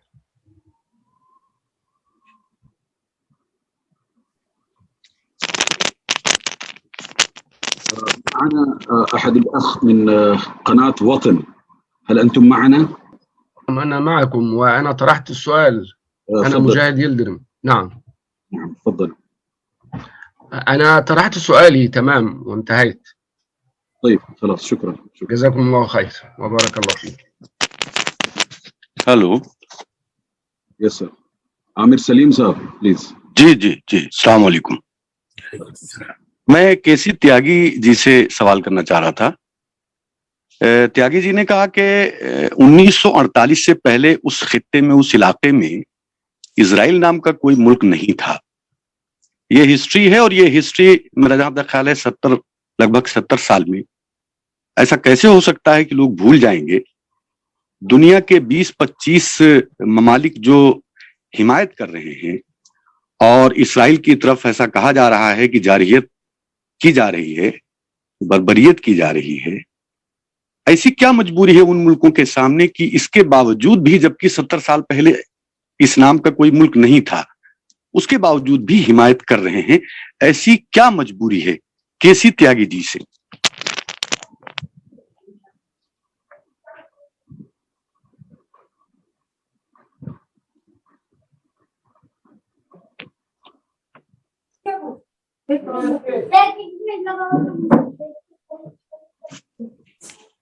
हाँ, मेरी आवाज आ रही है? जी जी, हाँ आ रही है त्यागी जी। जिस समय इजराइल बना है, उस समय वहां पे ब्रिटिश हुकूमत थी, और उसी का नतीजा था, उसकी कॉलोनी थी कि उन्होंने वहां पर इजराइल को मान्यता दी। फिर जो यूरोपियन यूनियन के मुल्क हैं, उनके जो यहूदी थे वो भी वहां पर आकर के बसने लगे, और एक डिजाइन के तहत उन्होंने फिलिस्तीनियों को वहां से धीरे धीरे हटाना शुरू किया। मुझे अफसोस है कि अब्दुल गुलाम नासिर के बाद अरब वर्ल्ड में कोई ऐसा नामधारी नेता नहीं हुआ जो तमाम अरब वर्ल्ड को इकट्ठा करके इजराइल से या उसके डिजाइन से मुकाबला कर सके। हालांकि 1967 में बहुत बड़ा हिस्सा सीरिया का, बहुत बड़ा हिस्सा इजिप्ट का और लेबनान का, जॉर्डन का इजराइल ने कब्जा लिया। अब ये लंबी कहानी हो जाएगी, ये फिर किसी और दिन के लिए रखिए। लेकिन इसके पीछे अमेरिका की, देखिए एक तो मैं उसको लंबा नहीं करना चाहता, अमेरिका के वेस्ट एशिया में तेल को लेकर के बड़े डिजाइन से ये इकोनॉमिक सवाल हो जाएगा, लेकिन ये बहुत बड़ा एक डिजाइन है पश्चिमी मुल्कों में फूट डालने का, उनके तेल के जो नेचुरल रिसोर्सेज हैं उनको एक्सप्लॉइट करने का, वेपन के रूप में उसको यूज करने का। लिहाजा यूरोपियन यूनियन की भी कई ताकतें, अमेरिका की भी अब वहां पर खालिस माने खालिस वो इजराइल की हुकूमत चाहते हैं। और भाई मुझे अफसोस है कि कई लाख जो फिलिस्तीनी हैं वो दर-बदर है। 3 पीढ़ियां तंबुओं में पैदा हुई हैं और लोग मौज मस्ती के साथ जिए। बड़े बड़े हुक्मरान हैं बड़े बड़े मुल्कों के।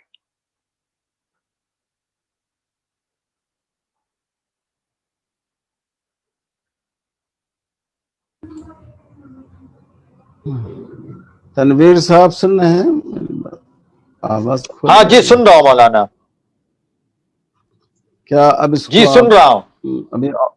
अभी क्या और आगे चलेगी प्रेस कॉन्फ्रेंस या काफी समय हो गया? हो गया। Hello. Shall I ask a brief question to Mr. Tyagi sir? Okay, you are from which organization, brother? Yeah, I am. Actually a freelance journalist. I used to write articles to journals and as well as newspapers in Telugu. Okay, your good name? Yeah, Dr. M.A. Malik. I am assistant professor of economics. Actually. Okay, you are more professor than journalist. Okay, yeah, of course, fine. of course. Any other journalist? Yeah, any other journalist? Definitely we will provide you opportunity, or otherwise you can directly talk with Maulana. Now here we would like to provide opportunity to our valued journalist. अगर journalist के सवाल हो चुके हैं तो समय बहुत हो चुका है। कन्वीनर साहब मौलाना का ये कहना है कि इसको हम कंक्लूड कर दें। और देखिए आप किसी भी वक्त सवाल कर सकते हैं, आप मुझे कॉल करें, मैं फैसिलिटेट करूंगा और आपके सवालात के जवाब डेफिनेटली दिए जाएंगे। और ये प्रोग्राम प्रेस कॉन्फ्रेंस के अलावा भी जारी रहेंगे। हमारे जो मीडिया के साथी यहाँ मौजूद थे, मैं उन तमाम का तहे दिल से शुक्रिया अदा करता हूँ, धन्यवाद कहता हूँ। और मैं ये आशा करता हूँ कि ह्यूमैनिटी, जस्टिस और पीस के लिए उनका सहयोग, उनका ताउन हमारे साथ जारी रहेगा। फिर एक बार शुक्रिया, फिर मिलेंगे स्पीकर्स के अगले प्रोग्राम में। स्पीकर्स का इसलिए शुक्रिया अदा नहीं कर रहा हूं मैं कि वो हमारे पैनल मेंबर हैं, उनके बिहाफ में मैं शुक्रिया अदा कर रहा हूं, वो तो हमारे हैं। जी जी जी, बहुत बहुत शुक्रिया। बहरहाल okay, thank you so much.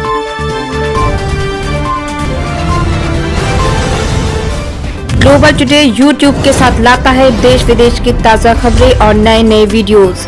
हमें सब्सक्राइब करें और ताज़ा खबरों के लिए बेल बटन दबाएं। Global today.